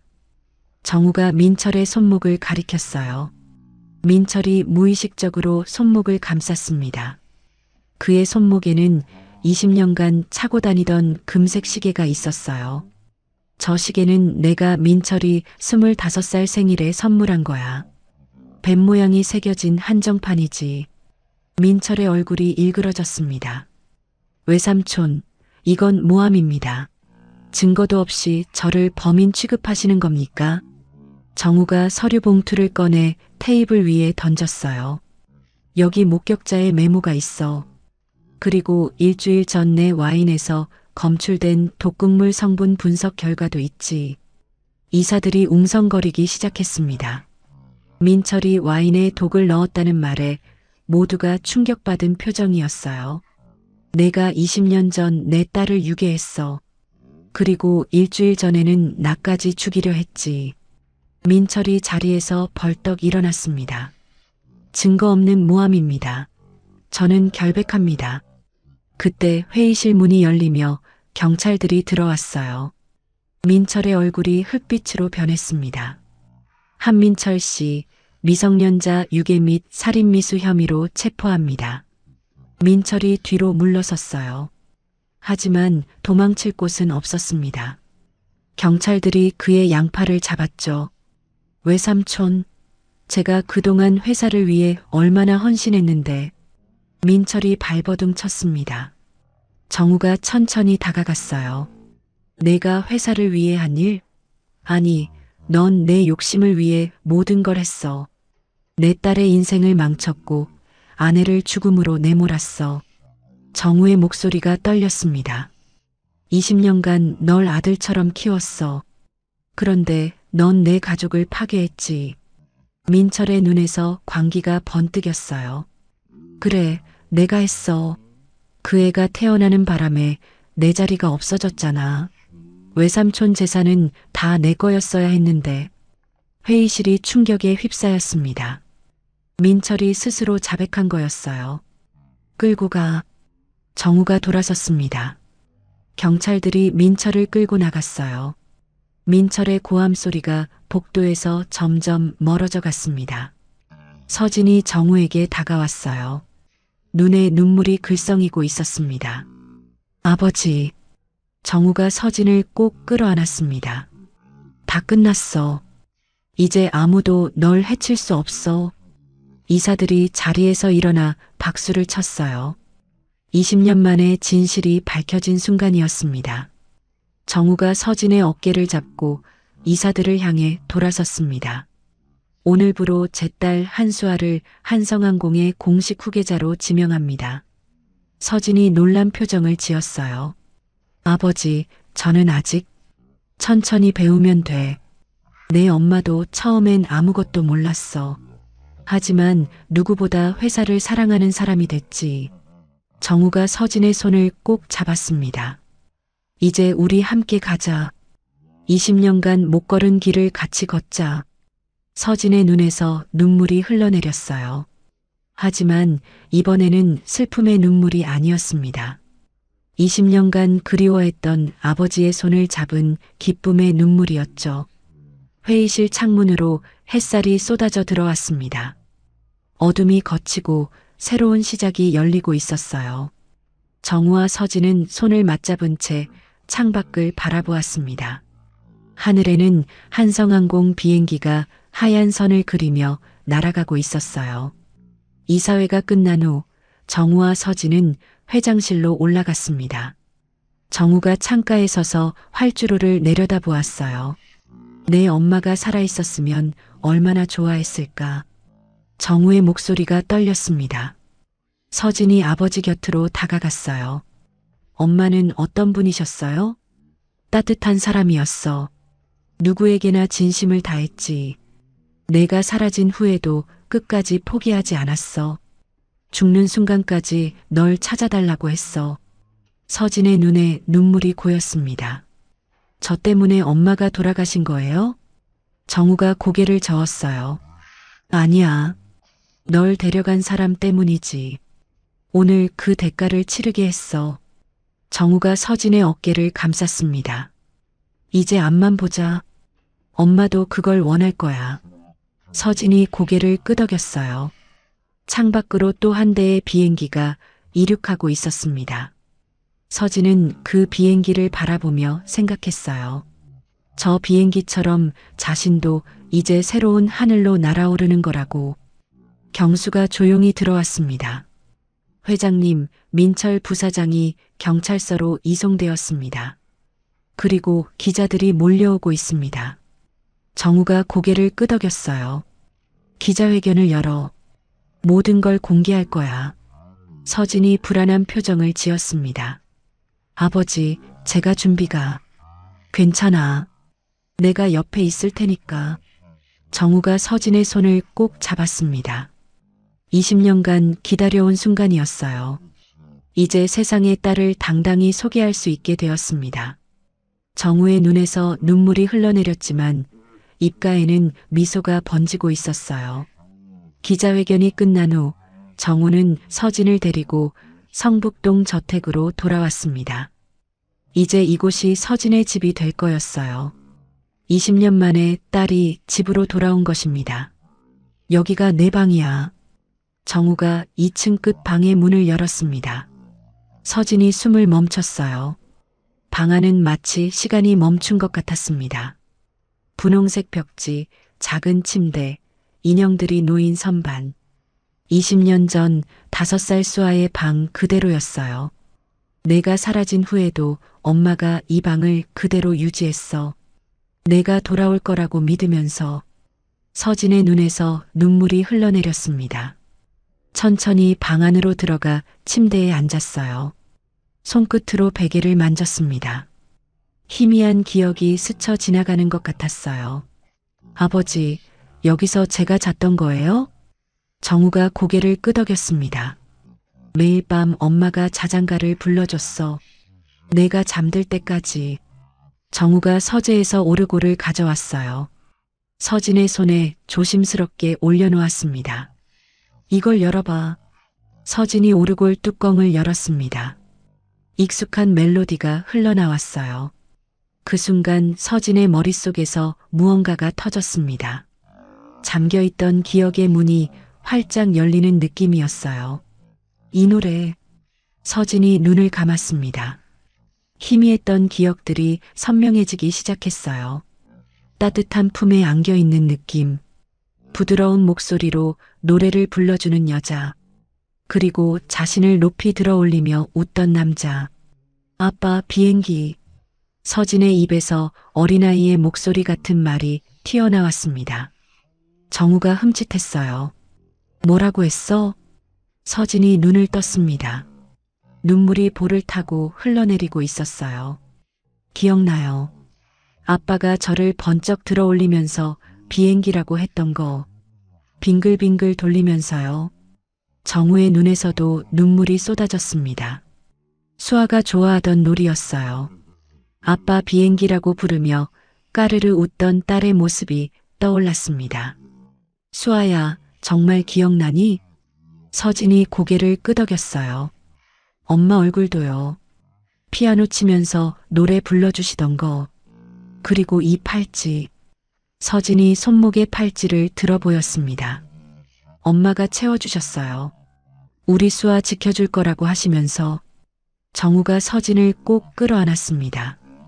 20년간 잃어버렸던 딸이 기억을 되찾은 거였어요.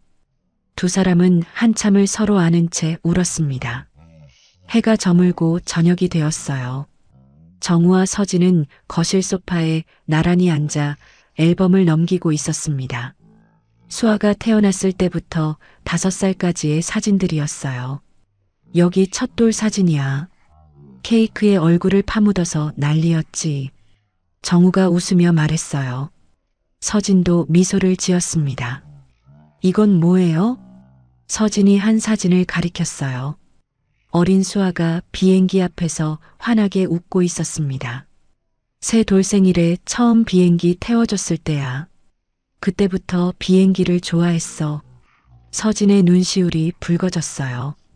그래서 제가 승무원이 됐나 봐요. 이유도 모르면서 비행기가 좋았거든요.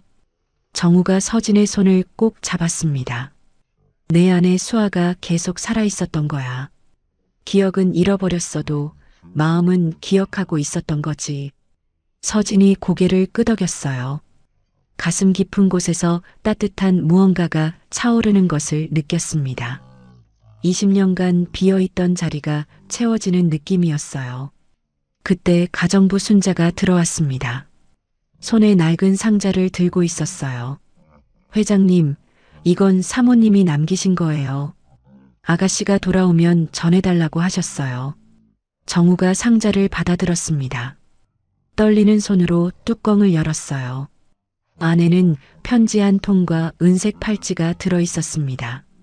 서진이 차고 있는 것과 똑같은 쌍둥이 팔찌였어요. 엄마 팔찌야. 엄마가 내 것과 똑같은 걸 차고 있었어. 정우가 편지를 펼쳤습니다. 미경의 필체였어요. 사랑하는 수아에게. 이 편지를 읽고 있다면 넌 집으로 돌아온 거겠지. 엄마는 내가 꼭 돌아올 거라고 믿었어. 하루도 빠짐없이 기도했단다. 이 팔찌를 내 것과 함께 간직해줘. 엄마가 항상 내 곁에 있을 거야. 사랑해, 우리 수아. 서진이 편지를 가슴에 안고 울었습니다. 한 번도 만나지 못한 엄마였지만 이 순간 엄마의 사랑이 온몸으로 느껴졌어요. 정우가 쌍둥이 팔찌를 서진의 손목에 채워주었습니다. 이제 두 개의 달이 나란히 빛나고 있었어요. 엄마가 늘 내 곁에 있을 거야. 그리고 나도. 서진이 아버지를 꼭 안았습니다. 아빠 사랑해요. 찾아줘서 고마워요. 정우의 눈에서 눈물이 흘러내렸어요. 20년간 듣고 싶었던 말이었습니다. 딸의 사랑 고백을. 창밖으로 달이 밝게 떠올랐습니다. 두 개의 팔찌에 새겨진 달과 똑같은 모양이었어요.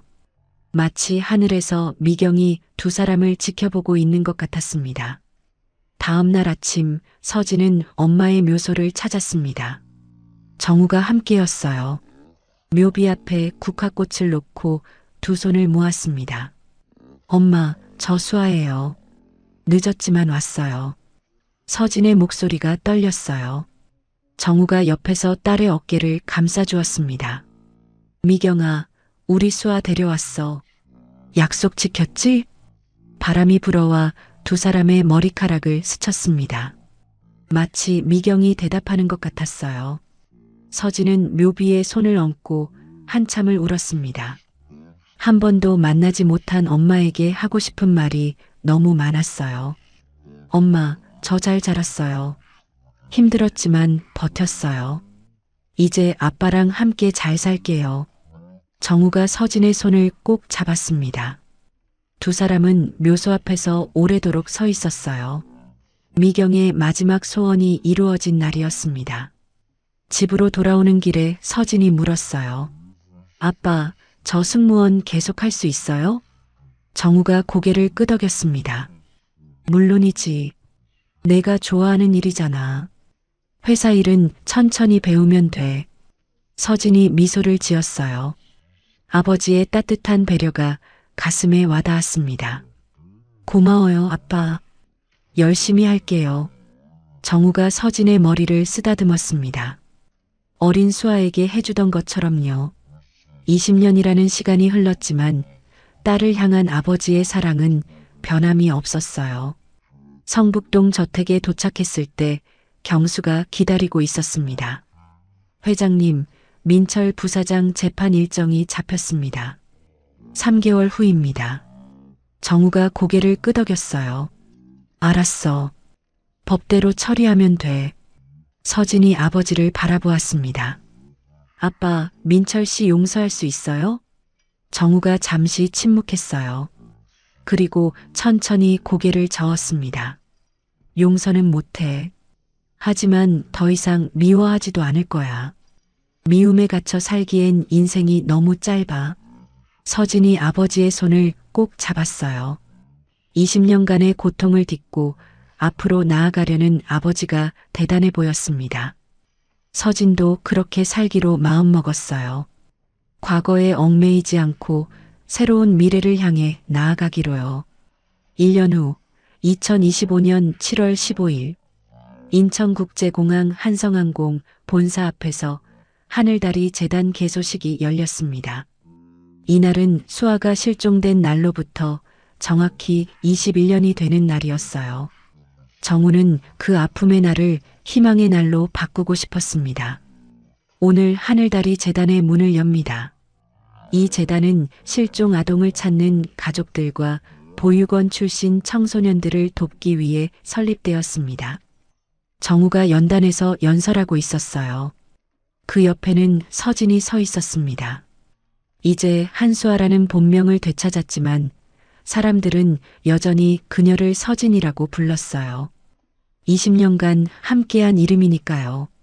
제 딸은 20년간 실종 상태였습니다. 하지만 포기하지 않았고 마침내 찾았습니다. 이 재단이 저처럼 가족을 찾는 모든 분들에게 희망이 되길 바랍니다. 청중들 사이에서 박수가 터져 나왔어요. 서진이 아버지에게 다가가 손을 잡았습니다. 아버지 차례예요. 정우가 미소를 지으며 뒤로 물러났어요.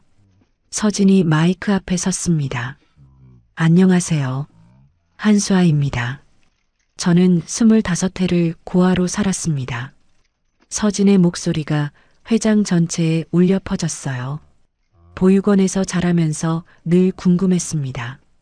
내 부모는 누구일까? 왜 나를 버렸을까? 그런데 진실은 달랐습니다. 부모님은 저를 버린 게 아니라 잃어버린 거였어요. 청중 사이에서 흐느끼는 소리가 들렸습니다. 20년간 아버지는 단 하루도 포기하지 않으셨습니다. 30억 원이 넘는 돈을 쓰며 저를 찾으셨어요. 그리고 돌아가신 어머니는 마지막 순간까지 제가 살아있다고 믿으셨습니다. 서진이 잠시 말을 멈추고 눈물을 닦았어요. 하늘다리 재단은 그런 부모님의 사랑으로 만들어졌습니다. 실종 아동을 찾는 가족들에게 법적, 경제적 지원을 할 것입니다. 그리고 보육원 출신 청소년들의 자립을 돕겠습니다. 서진이 청중을 바라보았습니다. 저처럼 가족을 잃은 아이들이 희망을 잃지 않도록 하늘과 땅을 이어주는 다리가 되겠습니다. 우레와 같은 박수가 쏟아졌어요. 정우가 서진에게 다가가 꼭 안아주었습니다. 잘했어. 엄마가 보면 자랑스러워했을 거야. 서진이 미소 지었어요. 손목의 두 팔찌가 햇살에 반짝이고 있었습니다. 개소식이 끝난 후 정우와 서진은 저택으로 돌아왔습니다. 거실에는 특별한 손님들이 기다리고 있었어요. 민지와 푸른 하늘 보육원 원장님이었습니다. 서진아, 아니 수아야. 정말 대단했어. 민지가 서진을 꼭 안아주었어요. 두 사람은 여전히 자매처럼 지내고 있었습니다. 원장님, 그동안 감사했습니다. 저를 키워주셔서. 서진이 원장님께 깊이 인사했어요. 원장님의 눈에 눈물이 글썽였습니다. 내가 가족을 찾아서 정말 다행이야. 늘 기도했단다.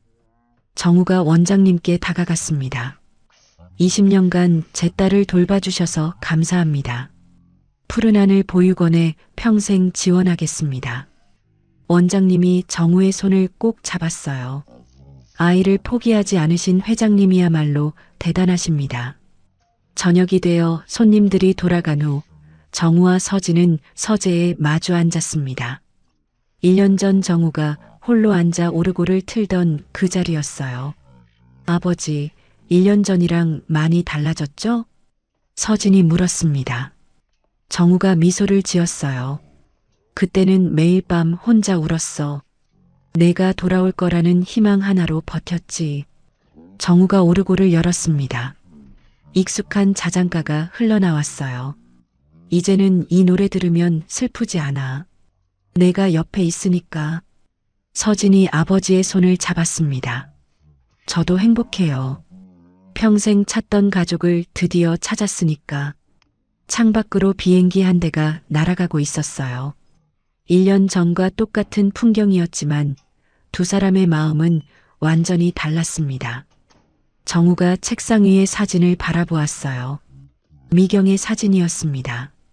미경아, 약속 지켰어. 우리 수아 찾았어. 서진도 엄마의 사진을 바라보았습니다. 엄마, 저 잘 살고 있어요. 아빠랑 함께요.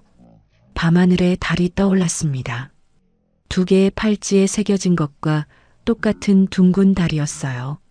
마치 미경이 두 사람을 지켜보고 있는 것 같았습니다. 정우가 서진의 어깨를 감쌌어요. 이제 앞으로만 가자. 우리가 함께라면 뭐든 할 수 있어.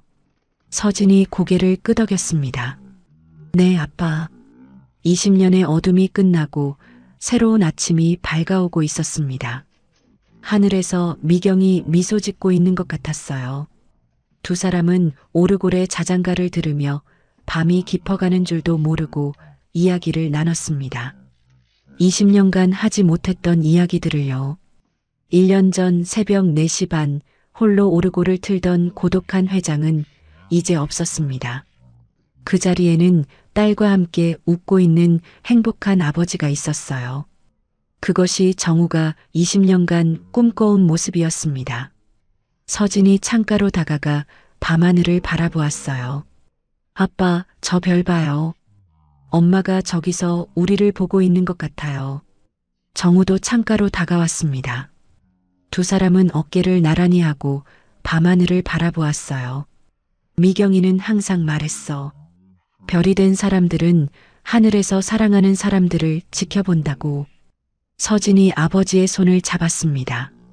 그럼 엄마가 오늘 재단 개소식도 받겠네요. 자랑스러워 하셨을까요? 당연하지. 내가 얼마나 훌륭하게 연설했는데. 정우가 서진의 머리를 쓰다듬었어요. 어린 수아에게 해주던 것처럼요. 멀리서 인천공항의 불빛이 반짝이고 있었습니다. 비행기 한 대가 이륙하며 하늘로 솟아올랐어요. 서진은 그 비행기를 바라보며 미소 지었습니다. 아빠, 저 다음 주에 뉴욕 노선 비행이에요. 1년 전에 아빠를 처음 만났던 그 노선이요. 그래, 그 비행기가 우리 인연을 이어줬구나. 서진이 고개를 끄덕였어요. 그때 제가 왜 그렇게 아빠 팔찌에 끌렸는지 이제 알 것 같아요. 제 아내 수아가 아빠를 알아본 거였어요. 정우의 눈에 눈물이 글썽였습니다. 수아야, 고마워. 아빠한테 다시 돌아와줘서 저야말로 고마워요. 포기하지 않고 저를 찾아줘서. 두 사람은 서로를 꼭 안았습니다. 창문 너머로 달빛이 쏟아져 들어왔어요. 두 개의 팔찌가 그 빛을 받아 영롱하게 빛났습니다. 엄마가 남겨준 사랑의 증표였죠. 21년 전 잃어버린 가족을 되찾기까지 정우와 서진은 먼 길을 걸어왔습니다. 하지만 이제 그 여정이 끝났어요. 아니, 새로운 여정이 시작된 거였습니다. 함께 걸어갈 길이 아직 많이 남아 있었으니까요.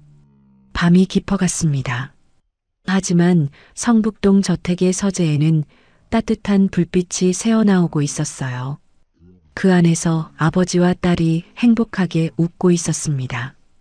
20년간 기다려온 그 순간을요. 지금까지 한 가족의 재회 이야기를 들어주셔서 감사합니다. 이 가족에게 하고 싶은 이야기가 있거나 응원을 해주고 싶다면 댓글 달아주세요. 그럼 오늘도 건강한 하루 되시고 다음에도 좋은 이야기로 찾아오겠습니다. 인생은 드라마였습니다.